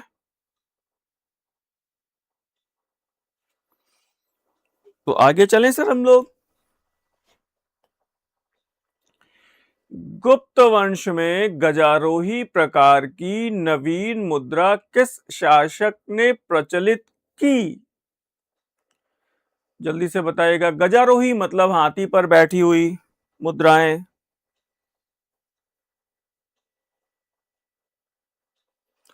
और बिल्कुल बिल्कुल बिल्कुल ये कुमारगुप्त प्रथम है। मुझे उम्मीद है आपने डी जवाब दिया होगा। गजारोही प्रकार के सिक्के, हाथी पर सवार सिक्के, बहुत अच्छा है। अब ये सब कुछ परंपरागत प्रश्न है, उन प्रश्नों को भी देख लीजिए। कमलासीन, कमल पर आसीन षडानन कार्तिकेय, छह मुख वाले कार्तिकेय भगवान शिव के पुत्र हैं। इनका चित्रांकन किसके सिक्कों पर हुआ है? और यहाँ पे जवाब आएगा सही, योधे गणराज्य के सिक्कों पर हुआ है, ठीक है। रजत ताम्र मिश्रित सिक्का, दर्ब या दरब? रजत, ये पिन पॉइंट है, देखो रजत और ताम्र मिश्रित सिक्का, ये किसने चलाया था सर?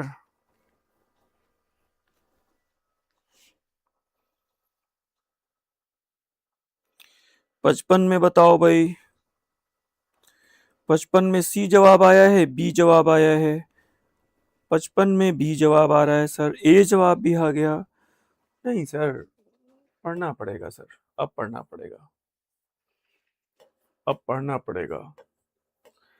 कल आधा हम लोगों का मौर्य काल हुआ था, आधा नहीं हो पाया था, उसको भी कल हम लोग कवर करेंगे कल, क्योंकि इमरजेंसी में क्लास छोड़नी पड़ी थी हमें। और बाकी जो नए छात्र छात्राएं जुड़ रहे हैं वो 9 बजे हमारे साथ जुड़ सकते हैं क्लास में। इस क्लास को हम लोग 9 बजे रोज लाइव सेशन में है, टॉपिक वाइज श्रृंखला चल रही है। आज सिक्कों पर फोकस्ड है और ये हमारी क्लास का ऐप है। पाथफाइंडर एजू के नाम से गूगल प्ले स्टोर पर ये हमारा ऐप उपलब्ध है। आप सीधे इसको स्कैन करके भी हमारे ऐप को डाउनलोड कर सकते हैं। ये आपकी संस्था का ऐप है और इसमें एक अभी श्रृंखला 99 रुपए में आपको उपलब्ध है। केवल 99। 10 पेपर हैं, टीजीटी के लिए एकदम रामबाण है। 125 प्रश्न हर पेपर में है और प्रागैतिहासिक काल से आजादी के बाद तक हम लोग जाते हैं और आपको उसका पेपर का पीडीएफ भी है, उसमें आंसर शीट भी है और प्रॉब्लम सॉल्विंग क्लास के वीडियोस भी हैं। उसको हमने लाइव सेशन में हल करवाया है, तो आप उसको चाहे तो परचेज कर सकते हैं केवल 99 रुपए दे करके। और अभी हम लोग जल्दी ही अभी आपको 15 प्रश्न पत्र आपको टॉपिक वाइज भी उपलब्ध कराएंगे, उसकी सूचना हम आपको देंगे फिलहाल। और आगे हम लोग चलते हैं और चलिए चोल काल के सिक्के भी आ गए। चोल साम्राज्य में सर्वाधिक स्वर्ण सिक्के किस शासक ने प्रचलित किए? Question number 56।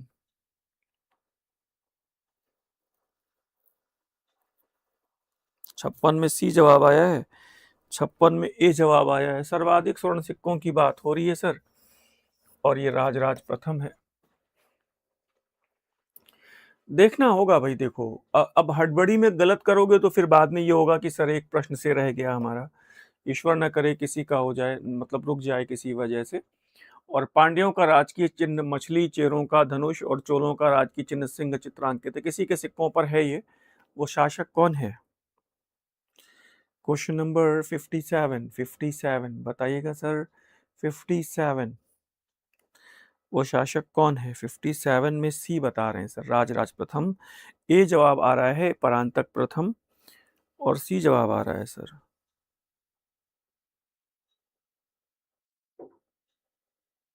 जल्दी बताइएगा,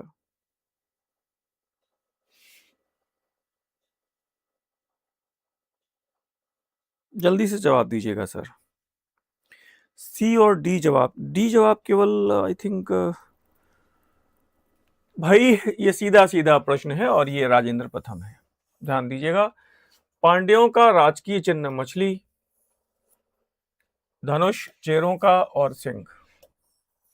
राजेंद्र प्रथम है सर, राजराज प्रथम नहीं है। और राजराज प्रथम के सिक्कों पर एक खास बात है, शैव धर्म का अनुयायी है। लेकिन मैं बता दे रहा हूं, अभी अभी पता नहीं, हो सकता है वो प्रश्न आपको आगे मिल ही जाए। मुरलीधर कृष्ण, मुरलीधर कृष्ण का चित्रांकन राजराज प्रथम के सिक्कों पे है। मुरलीधर श्री कृष्ण भगवान का चित्रांकन राजराज प्रथम के सिक्कों पे। याद आया ये बात? आपको याद आई कि नहीं आई बताइए। अच्छा एक प्रश्न और हमें बता दो, अभी कुछ ऐसे ही याद आ रहा है। वो प्रश्न अभी शायद इसमें है नहीं क्या, वो क्योंकि वो सेगमेंट, वो टॉपिक निकल गया। कॉमन प्रश्न है लेकिन आपको शायद पता होगा। वो हलधर बलराम और भगवान श्री कृष्ण का चित्रांकन एक साथ किसके सिक्कों पे है? कोई शासक है, विदेशी शासक है?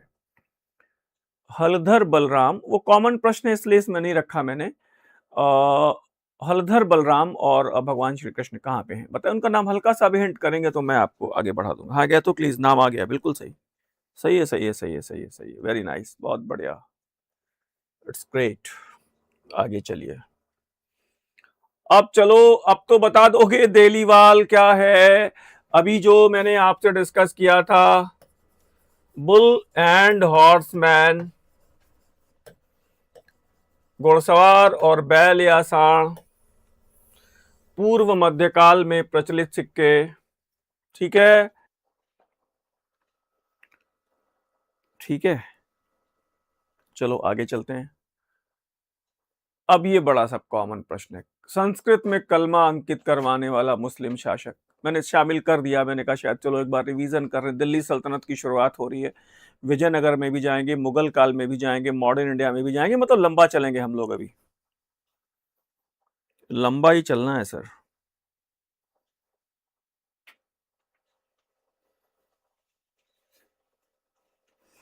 तो कह सकते हैं 59 में क्या बात हो रही है, बता दीजिएगा मुझे। और वो महमूद गजनवी है सर। ठीक है, महमूद गजनवी है। माँ लक्ष्मी का चित्रांकन किसी मुस्लिम शासक के सिक्कों पर तो कर ही लिया है आपने, बताने की बहुत कोई जरूरत है नहीं।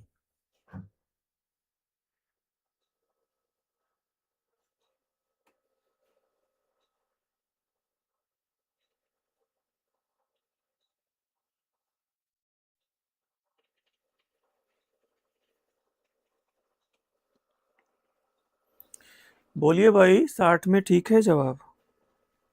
निशान तो लगा ही दिया है मैंने। चलो, अब कर लोगे। मध्यकालीन इतिहास की मुद्रा प्रणाली का व्यापक अध्ययन करने वाले विद्वान कौन है? मध्यकालीन मुद्रा प्रणाली का व्यापक अध्ययन, अब तो आपको आना चाहिए सर जवाब। अब इसमें मैं नहीं बता रहा हूं, लेकिन 61 में जवाब आए हैं, शुरुआती जवाब, और रुझान बिल्कुल ठीक जा रहे हैं। It is D, Nelson right. आपको पता है, थॉमस एडवर्ड आपको पता है, और नेल्सन राइट कब है और थॉमस एडवर्ड कब है ये भी आपको पता है। और अभी नहीं आया है तो अभी आएगा। और ये देखो, मैंने आपको रिमार्क दिया है, थॉमस एडवर्ड ने अपनी पुस्तक the chronicle of the Pathan kings of Delhi में मुद्रा का एक व्यापक स्रोत के रूप में इस्तेमाल किया और गहन शोध प्रस्तुत किए। रिमार्क भी है। ठीक है, ठीक है, ओके सर। आगे आइए। दिल्ली सल्तनत की मुद्रा प्रणाली का जनक कौन है? कोई है? बताइए।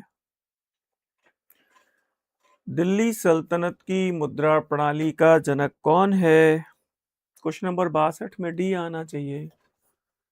ठीक है, और शायद आपको याद आया होगा, नेल्सन राइट इल्तुतमिश को महान मुद्रा विशेषज्ञ की संज्ञा भी देते हैं। नेल्सन राइट इल्तुतमिश को महान मुद्रा विशेषज्ञ की संज्ञा भी देते हैं, याद आ रहा होगा। ठीक है, करते हैं। टका और तांबे का सिक्का जीतल, अब तो कर लिया भाई, अब क्या करना है इसमें? ये तो ऐसा ही प्रश्न है कि कर लेंगे तुरंत।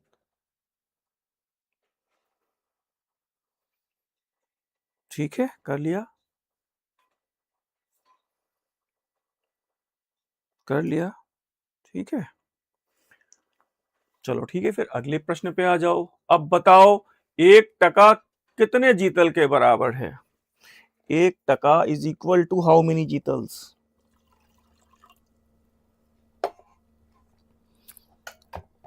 बताते रहो आप लोग, मैं थोड़ा साइड में हूं, और जब तक आप रिप्लाई करते हैं तब तक मैं पानी पी लेता हूं। ठीक है, और बी जवाब 48 जीतल।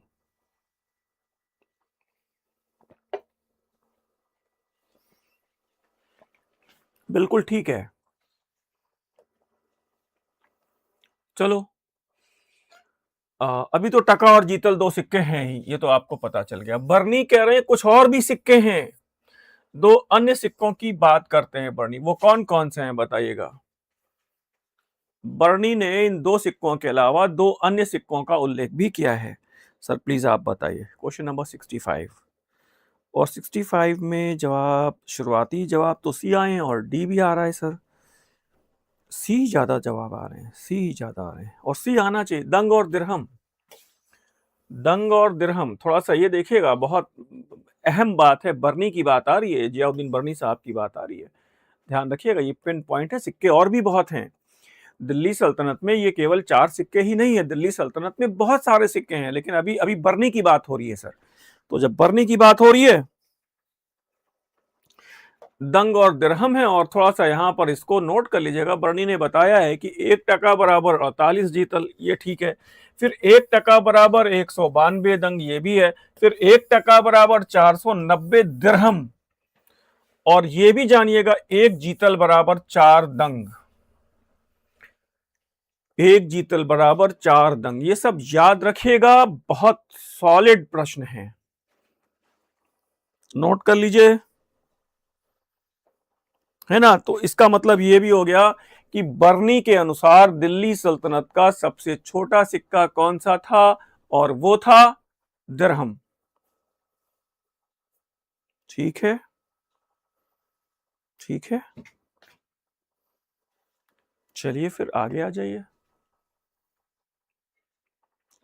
सिक्कों पर टकसाल का नाम और उसके शहर का अंकन करने की परंपरा, बगदाद के खलीफा अल मुस्तनसर का नाम अपने सिक्कों में शामिल किया, और उस आदमी का नाम कुछ होना चाहिए सर।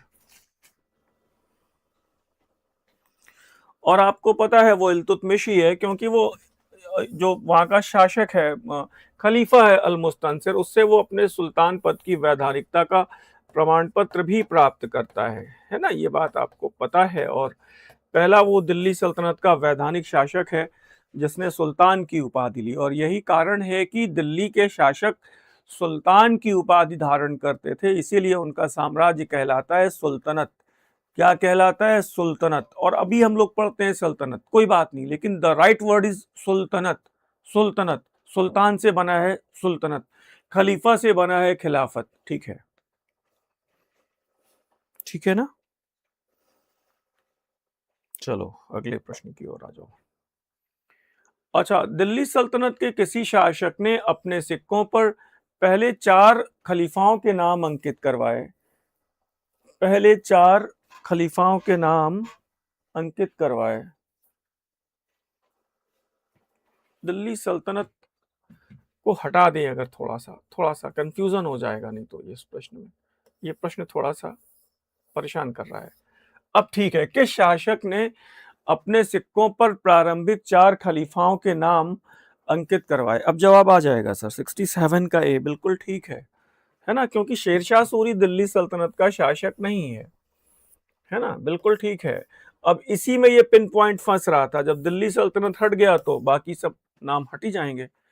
मोहम्मद बिन तुगलक एक है और शेरशाह सूरी अगला है। ठीक है, आई थिंक बढ़िया कर रहे हैं आप लोगों ने, आज अच्छा किया है, काफी अच्छा किया है। शुरुआती बीच में कुछ कॉन्सेप्चुअल प्रश्न आपके गलत हुए हैं, कोई बात नहीं, लेकिन ठीक किया है आपने। नेल्सन राइट ने किसको कहा है? अभी मैंने आपको बता ही दिया, यहां पर मोहम्मद बिन तुगलक को चुनिएगा नहीं। अभी बताया मैंने, 2 मिनट पहले ही बताया है। 68 में सी आना चाहिए। ठीक है सर, ओके। चलो फिर, थॉमस एडवर्ड किसे धनवानों का राजकुमार कहते हैं? ये प्रश्न आपने अभी जवाब दिया ही है, तो ये केवल आपके आंख के सामने से गुजर जाएं, इसलिए इन प्रश्नों को मैंने ले लिया है। आपकी आंख के सामने से ये प्रश्न गुजर जाएं सर, इसलिए इन प्रश्नों को लिया है। बाकी सर अगले प्रश्न की ओर जाएं। उमदत उल निस्वा का अंकन किसके सिक्कों पर है? और रिपीटेड प्रश्न है, पढ़ा हुआ है आपने, पढ़ा हुआ है, घबराइए नहीं, बिल्कुल ठीक है, और रजिया सुल्ताना है। अभी आगे के प्रश्नों में फिर गलत मत करिएगा, यहां पर मैंने आपको थोड़ा सा ढील दी है कि चलो ठीक है, आपका कॉन्फिडेंस थोड़ा सा बन जाए और फिर थोड़ा सा आप मजबूती से थोड़ा सा फिर से आप जवाब आगे दे सकें। अभी फिर थोड़े से टेक्निकल प्रश्न आएंगे आगे, ठीक है, और जैसे ही टेक्निकल आएंगे वैसे ही आप घबराइएगा नहीं। सर, विश्व में सर्वप्रथम सांकेतिक मुद्रा के प्रचलन का श्रेय किसको है? 71 सर, 71। जवाब दीजिए, जवाब दीजिए। और ये जवाब आ गया, मोहम्मद बिन तुगलक ए और डी जवाब। अरे बी जवाब भी आ रहा है सर, सी जवाब भी आ रहा है। अरे ए बी सी कई जवाब आ गए, मतलब डी नहीं है इसका मतलब। तो अब मैं बता रहा हूं सर, ए भी नहीं है और ये कुबलाई खान है। विश्व में सर्वप्रथम, ये पिन पॉइंट है, भारत में नहीं पूछ रहा है। भारत में मोहम्मद बिन तुगलक है, पहली बार दुनिया में कुबलाई खान, उसके बाद चीन का शासक कैगातू खान, और उसके बाद विश्व में तीसरे नंबर पे आता है मोहम्मद बिन तुगलक। देखिए, गलती हुई, गलती हुई सर, गलती हुई सर, गलती हुई है। फिर क्यों गलत हुआ ये बताइए, आगे चलिए। टकसालों की संख्या दिल्ली सल्तनत और मुगल काल में किसके काल में सबसे ज्यादा है?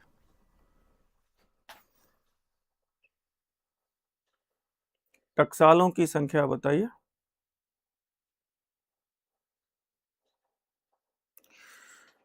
72 में सी जवाब आ रहे हैं, 72 में सी जवाब आ रहे हैं, 72 में सी जवाब आ रहे हैं सर।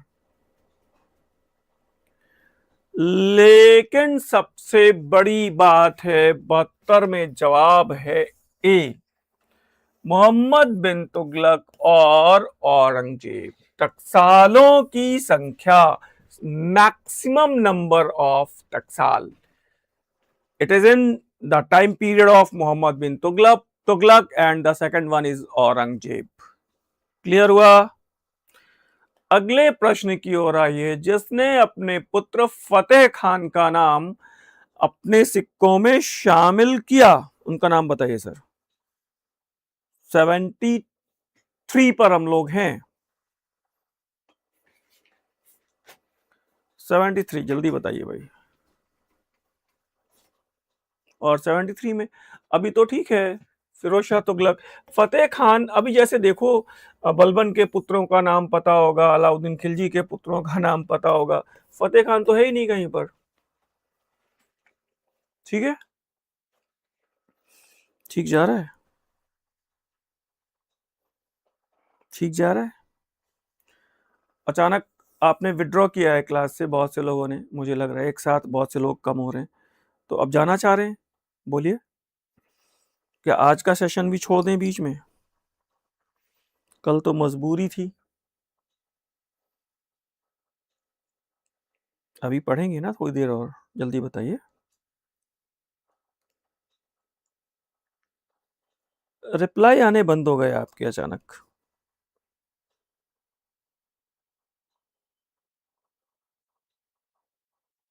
चलिए, फिरोज शाह तुगलक का टकसाल अधिकारी कौन है?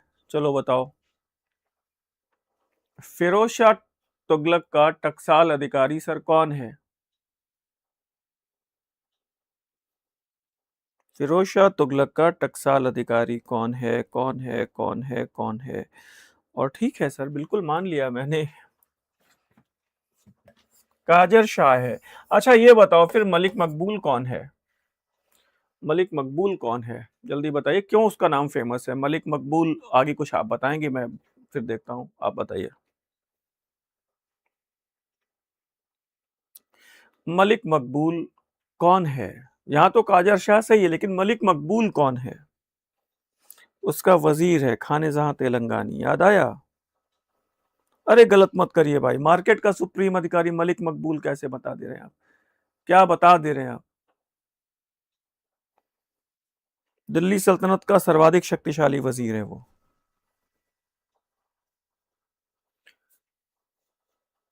प्रवर्तित सिक्के फिरोज शाह तुगलक ने शशगनी का मूल्य कितना जीतल है, बताओ। शशगनी।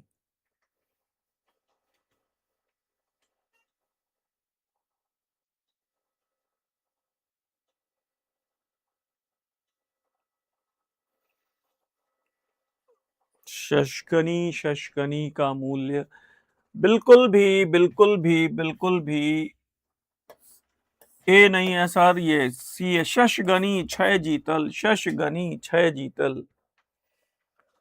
पंचगनी 2 कनी, खूब पूछा गया है, याद नहीं है? ठीक है, याद है। और ये देखो फिर, चार गनी, वो करो इसका स्क्रीनशॉट ले लो। मैं इसीलिए साइड होता हूं ताकि आप पूरा पढ़ सको, पूरा देख सको, पूरा बोर्ड प्रॉपर वे में देख सको। और चार गनी, शश गनी, निसफी बहुत इंपॉर्टेंट है, 24 जीतल। जैसे आपने अभी पढ़ा ना कि 1 टका में 48 जीतल, तो यहां पर भी देखिएगा, इसको भी याद रखिएगा। कौन सा प्रश्न कहां से आ जाए, इतना तो याद रखना ही पड़ेगा। अद्धा और भीख, अब तो ये बड़ा कॉमन है और तुरंत बता दोगे भाई, फिरोज शाह तुगलक बताओगे आप या कुछ और बताओगे? बताइए।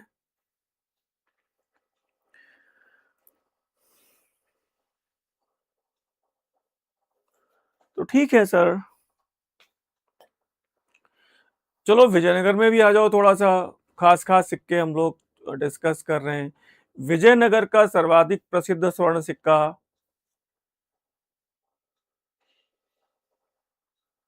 विजयनगर 77 पे हम लोग चल रहे हैं सर।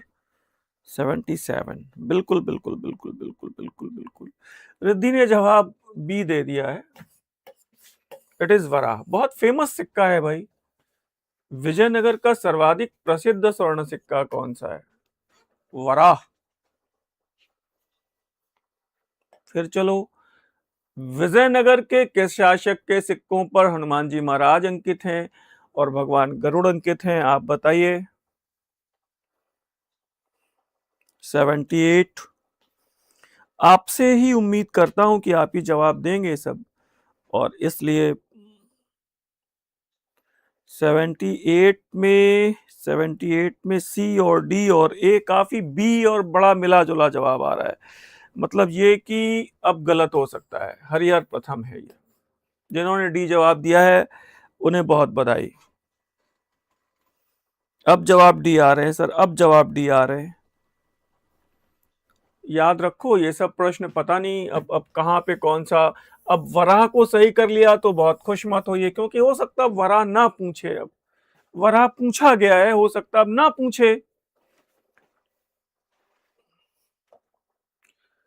चलो, भगवान लक्ष्मी नारायण का चित्रांकन किसके सिक्कों पे? विजयनगर की बात हो रही है, अभी मुगल्स बाकी हैं पूरे, अभी बहुत कुछ बाकी है अभी। लक्ष्मी नारायण का चित्रांकन, बहुत कुछ लेकर आएंगे हम लोग आने वाली क्लास में आपके लिए, बहुत कुछ लेकर आएंगे। और 79 में डी। जितने भी लोग नए आ रहे हैं चाहे तो चैनल को सब्सक्राइब कर सकते हैं, उन्हें नोटिफिकेशन मिल जाएगा। ये क्लास हमारी रात को 9 बजे रोज लाइव है, पिछले कई महीनों से लाइव है, और बहुत सारे लेक्चर्स हैं। आप पिछले लेक्चर्स भी देख सकते हैं, हमारे साथ आ सकते हैं रोज 9 बजे लाइव में। और जैसा कि जिस तरह से हम लोगों ने टॉपिक को कलेक्शन किया है, मेडवल इंडिया की ये अमृत गंगा है। हमारे पास 2500 प्रश्नों का टॉपिक वाइज कलेक्शन है। 2500 प्रश्न टॉपिक वाइज कलेक्शन में है, और कठिन प्रश्नों की व्याख्या के साथ। अब जैसे मैं बताऊं, विजयनगर में, इसमें केवल विजयनगर में 181 प्रश्न है, 2500 प्रश्न टोटल है टॉपिक वाइज।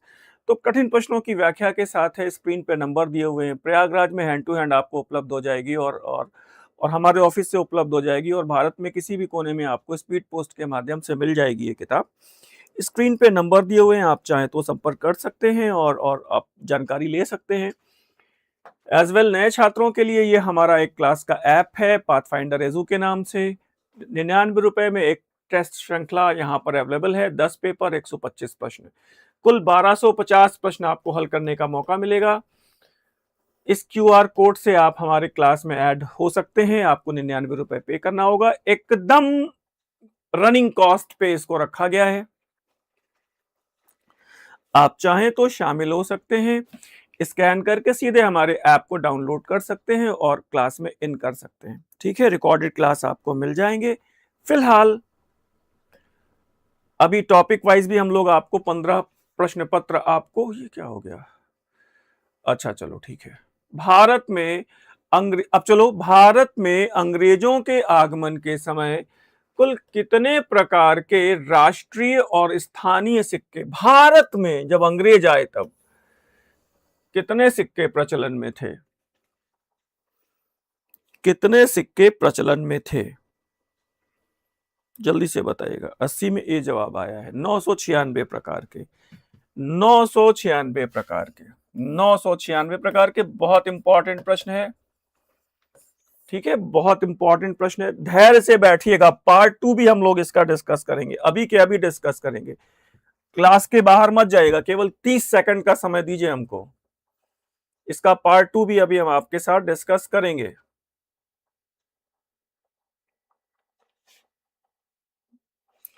तुरंत तुरंत डिस्कस कर रहे हैं, इसलिए आपको कहीं जाने की जरूरत नहीं है। बस केवल 30 सेकंड लगेगा बस।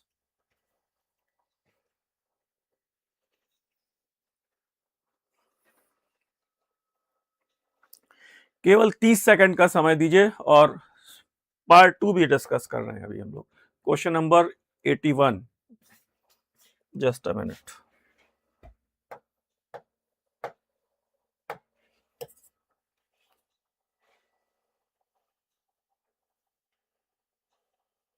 चलिए, अभी बहुत है, सिक्कों में बहुत लंबा सेशन है, अगर बैठे रह जाएंगे तो कर लेंगे हम लोग। ठीक है, चलिए। मुगल आक्रांता बाबर ने यद्यपि कि भारत में कोई सिक्का प्रचलित नहीं किया, तथापि उसने दो सिक्के प्रचलित किए थे, बाबरी और अशरफी। ये कहां प्रचलित किए थे उसने, ये थोड़ा सा देख के बताइएगा, कहां प्रचलित किए थे।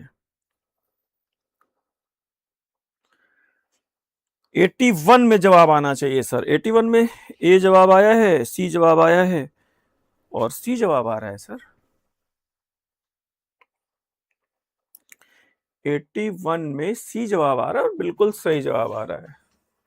और एक सिक्का बाबर का और है, जरा बताइएगा वो नाम, अगर याद आया हो तो आपको। वो पूछा गया है, बाबर का एक सिक्का और पूछा गया है, नाम बताइएगा। भारत में नहीं है कोई भी सिक्का, ये बात ध्यान रखिएगा। एक नाम बता दीजिए, और अगर बता सकें तो बताएंगे। चलिए खैर, नहीं बता रहे, कोई बात नहीं, चलो। अफगान शासक शेर शाह सूरी ने कौन सा सिक्का प्रचलित किया।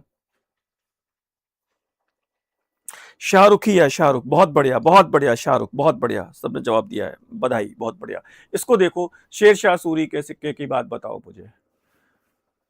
अभी तो कर लोगे, देखो तुरंत तुरंत कर लोगे। देखो ये वाला तो हो नहीं सकता, टका तो इल्तुतमिश का है, तो ये हटा दो। अब बताओ जल्दी से। 82 में सी जवाब भी आए हैं, 82 में डी जवाब भी आए हैं सर। सी और डी, और सी और डी, और गलत है। रजत सिक्का रुपया, यानी चांदी का सिक्का रुपया, और तांबे का सिक्का दाम। ये शेर शाह सूरी। बढ़िया प्रश्न है, देखिए गलत कर दिया आपने। काफी लोगों ने डी जवाब दिया था, अब सी जवाब आ रहे हैं, तो गलत तो हुए ही हैं सर, अब गलत नहीं होने चाहिए। चलो, अब यहां पे ध्यान दो जरा। इतना महत्वपूर्ण ये प्रश्न है और इतना बढ़िया ये रिमार्क है। रजत सिक्का रुपया 180 ग्रेन का है, तांबे का सिक्का दाम 380 ग्रेन का है। मतलब याद रखिएगा, आप कहिएगा नहीं सर यहां से गलती हो गई। और शेर शाह का जो सिक्का है रुपया, 1 रुपया बराबर 64 दाम। ये शेर शाह का देखो यहां पे लिखा हुआ है, ये शेर शाह का लिखा हुआ है, ठीक है ना, मैं साइड में हूं। और शेर शाह का 1 रुपया और अकबर का 40 दाम। अकबर ने इस दाम में सुधार किया था। तो ये भी इंपॉर्टेंट है, रुपए और दाम का अनुपात, उसका जो भी इंटरचेंज रेट है, किसके समय में पूछ रहा है।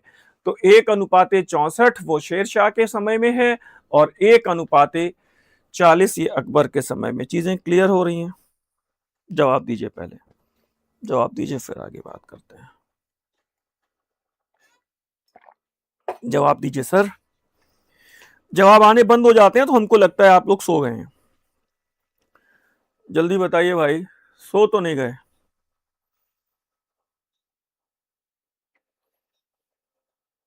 है ना, अभिलेख, और अभी कल हम लोग, ध्यान दो, मौर्योत्तर काल पे भी डिस्कशन करने वाले हैं। और अब मौर्य काल के बचे हुए प्रश्न, जो कल का सेशन थोड़ा सा रह गया था, उस पर भी डिस्कशन करेंगे। गुप्त काल के प्रश्नों पर भी डिस्कशन करेंगे। और सामान्य प्रश्नों को नहीं लेके आएंगे। जैसे सिक्कों में भी आज मैंने कोशिश की है कि इतने बस हो जाएं कि आपके एग्जाम को कट जाए, आपका ये परीक्षा बस। आप अगर सिक्कों से प्रश्न आया तो इससे गहरा प्रश्न नहीं आना चाहिए।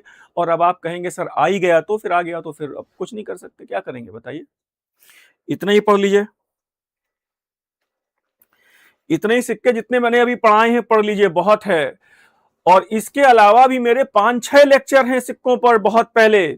फिलहाल, अफगान शासक शेरशाह सूरी के समय टकसालों की संख्या कितनी है। Question number 83।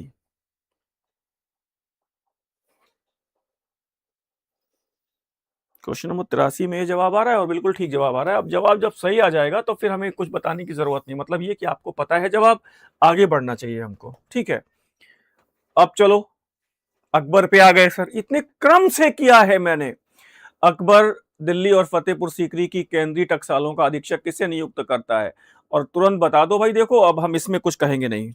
83 में जवाब ए आया है, नहीं सॉरी, 84 की बात हो रही है। 84 में जवाब सी आया है, 84 में ए जवाब कैसे आ रहा है। सी जवाब ही आना चाहिए, ख्वाजा अब्दुल समद, उसके चित्रकार उसका चित्रकार भी है दसवंत, दोनों चित्रकार हैं, ख्वाजा अब्दुल समद और दसवंत। शाही टकसाल का अधीक्षक ख्वाजा अब्दुल समद, दसवंत। अब स्क्रीनशॉट ले लीजिए भैया, हमारे पढ़ने का एकदम दम नहीं रह गया है। ठीक है, ठीक है ना। चलो, चांदी का चौकोर सिक्का अकबर ने बनाया, जो बहुत प्रचलन में नहीं था, बहुत प्रचलन में नहीं था, बहुत प्रचलन में नहीं था, बहुत प्रचलन में नहीं था सर। कर लेंगे, कर लेंगे, कर लेंगे। और इट इज जलाली, जलाली। चलो बढ़िया है। राम सिया का चित्रांकन किस मुगल शासक के सिक्कों पे है?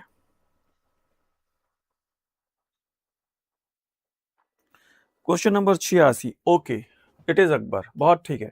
मतलब कुल मिला के जैसे ऐसा है ना कि जो प्रश्न आपको पता है पूछे गए, उन पर मैं बहुत व्याख्यान नहीं दे रहा हूं, ताकि ये मान के चल रहा हूं कि आपको पता है, इससे टाइम बचेगा हम लोगों का। ठीक है, आगे चलो।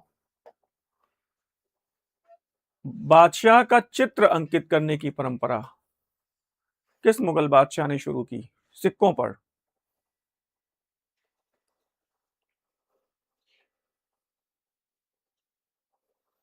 बादशाह का चित्र अंकित करने की परंपरा किसने शुरू की? It is in Jahangir. ध्यान देना, अकबर का नाम अंकित है, चित्र नहीं। ठीक है, और चित्र अंकित करने की परंपरा जहांगीर ने शुरू की। और ध्यान देना, जहांगीर ने अपनी पत्नी नूर जहां का नाम भी शामिल किया। नूर जहां का नाम, ये बड़ी इंपॉर्टेंट बात है। केवल नाम शामिल किया, नाम, नाम शामिल किया, चित्र शामिल नहीं किया है सर। नाम शामिल किया, नूरजहां का नाम अपने सिक्कों पे। अपने सिक्कों पे शराब पीते हुए जहांगीर ने अंकन करवाया। पता है आपको, बढ़िया पता है। मैं साइड में हूं ताकि आप देख सकें प्रॉपर वे में चीजों को। ठीक है, आगे चलिए। अकबर ने अपनी अंतिम विजय, वो असीरगढ़ की विजय हुई थी उसकी, किस पशु अथवा पक्षी के रूपांकन वाले सिक्के जारी किए? बताइएगा। सिंह, हाथी, बाज, अश्व। 88 में सी। बहुत बढ़िया, बाज के रूपांकन वाले सिक्के। थोड़ा बताओ जरा, असीरगढ़ की विजय कब हुई है? अब चलो थोड़ा सा पॉलिटिकल बातचीत भी कर लेते हैं। इसकी पहली विजय, ये सॉरी, ये असीरगढ़ की विजय, अंतिम विजय कब हुई है? सन बताओ मुझे, इसका सन जल्दी से बताइए, फिर आगे बढ़े हम लोग। 1601। बहुत बढ़िया। अकबर की पहली विजय कौन सी है और कब की हुई है? अकबर की पहली विजय का नाम बताइए। अकबर की पहली विजय, सन और स्थान, तभी आगे बढ़ेंगे। जल्दी बताइए। मालवा। मालवा, वेरी गुड, बहुत बढ़िया। और कब की है? कब की है? 1561। वेरी गुड, बहुत बढ़िया, ठीक है, शानदार। हिंदू राशियों के 12 प्रतीक चिन्ह आप कहेंगे सर? घिसा हुआ प्रश्न है, कर दिया। ठीक है ना, आप कहेंगे सर कर दिया। 89 सही है। चलो अच्छा, कलमा अंकित करने की परंपरा को प्रतिबंधित कर दिया, अभी तो बता देंगे आप। वो क्यों कर देता है, बंद क्यों कर देता है? वो जो भी शासक है वो कहता है सिक्के नालियों में गिरते हैं, जमीन पे गिरते हैं, पैर के नीचे आते हैं, और इससे कलमा और पवित्र शब्दों का अपमान होता है, तो सिक्कों पर कलमा अंकित नहीं किया जाएगा। इट इज, आपको पता है वो नाम ही एक है, और वो नाम ही एक है, जिंदा पीर शाही दरवेश औरंगजेब। ठीक है, औरंगजेब शराब पीता था क्या?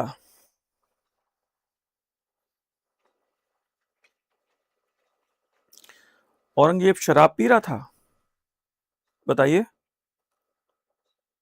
नहीं, ध्यान रखिएगा, शराब को बैन किया उसने, और खुद भी शराब नहीं पी कभी उसने। आ, राजसी रेशमी वस्त्र नहीं पहने, आभूषण नहीं पहने। अब उन इतिहासकार का नाम तो मुझे इस समय क्लिक नहीं हो रहा है। वो कहते हैं कि एक एक एक राजकुमार ने, एक शहजादे ने अपनी युवावस्था में राजसी पोशाक को त्याग कर और सूफियों जैसी पोशाक धारण कर ली। अगर नाम याद आया हो तो आप बताइएगा। ठीक है, और आगे चलिएगा। अकबर के समय बहुप्रचलित स्वर्ण सिक्का कौन सा है? 91।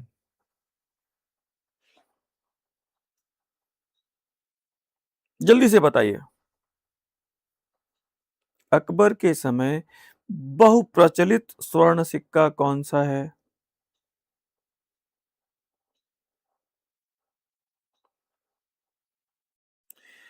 कंफ्यूजन मत क्रिएट करिए भाई, लोग आप लोगों से अनुरोध है, और ध्यान से पढ़िएगा। इट इज बहुप्रचलित स्वर्ण सिक्का इलाही है। बहुप्रचलित स्वर्ण सिक्का इलाही है। ध्यान दीजिएगा, बहुप्रचलित स्वर्ण सिक्का इलाही है। और सबसे बड़ा सिक्का स्वर्ण सिक्का शंशब या शहनशाह है। सबसे बड़ा।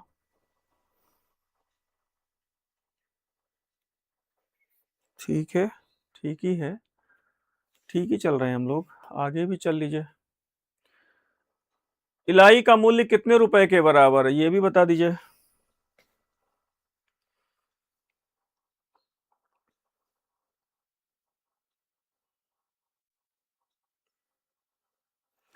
इलाही का मूल्य कितने रुपए के बराबर है? जवाब ए आ रहा है सर। ठीक है सर, चलिए मान लिया 10 रुपए के बराबर है सर, बहुत बढ़िया। मतलब याद है चीजें यहाँ पर, ठीक है। चलो और बताओ, मुहर का मूल्य कितने रुपए के बराबर है?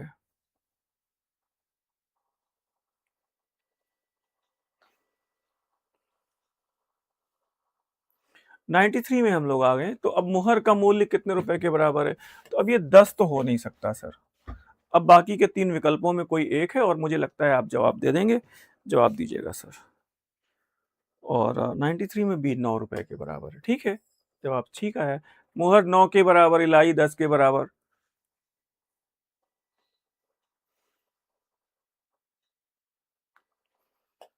आगे देखिएगा, कैप्टन हॉकिंस ने जहांगीर के समय प्रचलित एक स्वर्ण सिक्के अशरफी का उल्लेख किया है। अशरफी का मूल्य कितने रुपए के बराबर है? अशरफी, ये हॉकिंस जो उल्लेख कर रहा है, अशरफी भी एक सिक्का है, कितने रुपए के बराबर है? जल्दी से बताइएगा। 94। ए, बी और सी जवाब आ रहा है, 10, 11 और 12।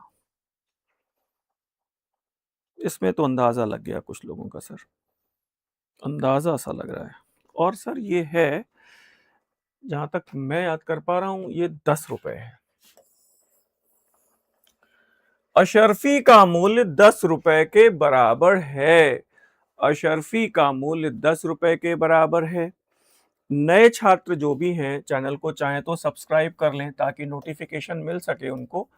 रात में 9 बजकर हम लोग, ठीक 9 बजे 9 PM पर हम लोगों की ये क्लास प्रश्नाभिषेक श्रृंखला चल रही है, और ये टॉपिक वाइज अब चलेगी। और कल हमारा टॉपिक आगे मौर्योत्तर काल है, और गुप्त काल भी हम लोग एक साथ कवर करेंगे, लंबा सेशन होगा। और नए छात्रों को केवल विनम्रता पूर्वक हम एक सूचना दे रहे हैं, जिन्हें जीआईसी प्रवक्ता और जीडीसी देना है, वो अमृतवाणी एक प्रैक्टिस सेट है, 2500 प्रश्नों का कलेक्शन है, और एनसीईआरटी बेस्ड है, और रेफरेंस बुक्स के साथ है। इसको आप ले सकते हैं, प्रयागराज में हैंड टू हैंड मिल सकती है, मंगाना चाहें बाई पोस्ट तो भी मंगा सकते हैं, आप कहीं भी हो। मेडवल इंडिया का अमृत गंगा है, टीजीटी के लिए बहुत काम करेगा। 2500 प्रश्न हैं टॉपिक वाइज, कठिन प्रश्नों की व्याख्या के साथ। और मॉडर्न इंडिया का अमृत मंजरी है, 2000 प्रश्न हैं टॉपिक वाइज, कठिन प्रश्नों की व्याख्या के साथ। और ये हमारा एंशियंट का अमृत संजीवनी है, 3000 प्रश्न हैं टॉपिक वाइज, कठिन प्रश्नों की व्याख्या के साथ। और ये हमारी क्लास के नवरत्न हैं, जिन्होंने सफलता का 21 में 21 वाले बैच में रिकॉर्ड बनाया था, और अभी एलटी में 100% सिलेक्शन है। और पीजीटी में जितने भी छात्र हमारे साथ क्लास से जुड़े रहे, सभी ने 115 प्लस के ऊपर डिजाइन किया है, 115 प्लस किया है क्लास में। बहुत सारी नई घोषणाएं होनी है आपके लिए। आज ये सिक्कों पर हमारी क्लास है, और ये हमारी क्लास का ऐप का स्कैनर है, जिसके बारे में मैं आपको शुरू से बता रहा हूँ। और आप चाहें तो इस पे एक 99 रुपीस की एक श्रृंखला है, 10 प्रश्न पत्र हैं, और प्रागैतिहासिक काल से 1965 तक 125 प्रश्न हर टॉपिक पे, हर पेपर में है, 1250 प्रश्न केवल 99 रुपए में। आप चाहें तो इसे परचेज कर सकते हैं। ऐप का ये स्कैनर है, इसको स्कैन करके ऐप डाउनलोड करना पड़ेगा और जाना पड़ेगा आपको। और इस पे वीडियो क्लासेस भी हैं, चूँकि लाइव सेशन में हल करवाया था वो अब क्लास समाप्त हो गई है, तो अब रिकॉर्डेड रूप में आपको वो मिलेगी। और अभी भविष्य में हम लोग बहुत जल्दी आपको टॉपिक वाइज़ भी हम लोग आपको पेपर 15 पेपर उपलब्ध कराने की योजना है, कल तक आपको घोषणा हो जाएगी। तो फिलहाल हमें लग रहा है कि आज का सेशन यहीं पे समाप्त करना होगा, थोड़ा लंबा हो रहा है। और आगे हम लोग कल मिलते हैं ठीक 9 बजे। बड़े धैर्य से, बहुत अच्छे से, बहुत सकारात्मक रूप से आप क्लास को जॉइन कर रहे हैं, बैठ रहे हैं, रिप्लाई कर रहे हैं, तो बधाई के पात्र हैं। तो आज विदा ले रहे हैं, कल मिलते हैं। शुभकामनाएँ, धन्यवाद, नमस्कार, शुभ रात्रि।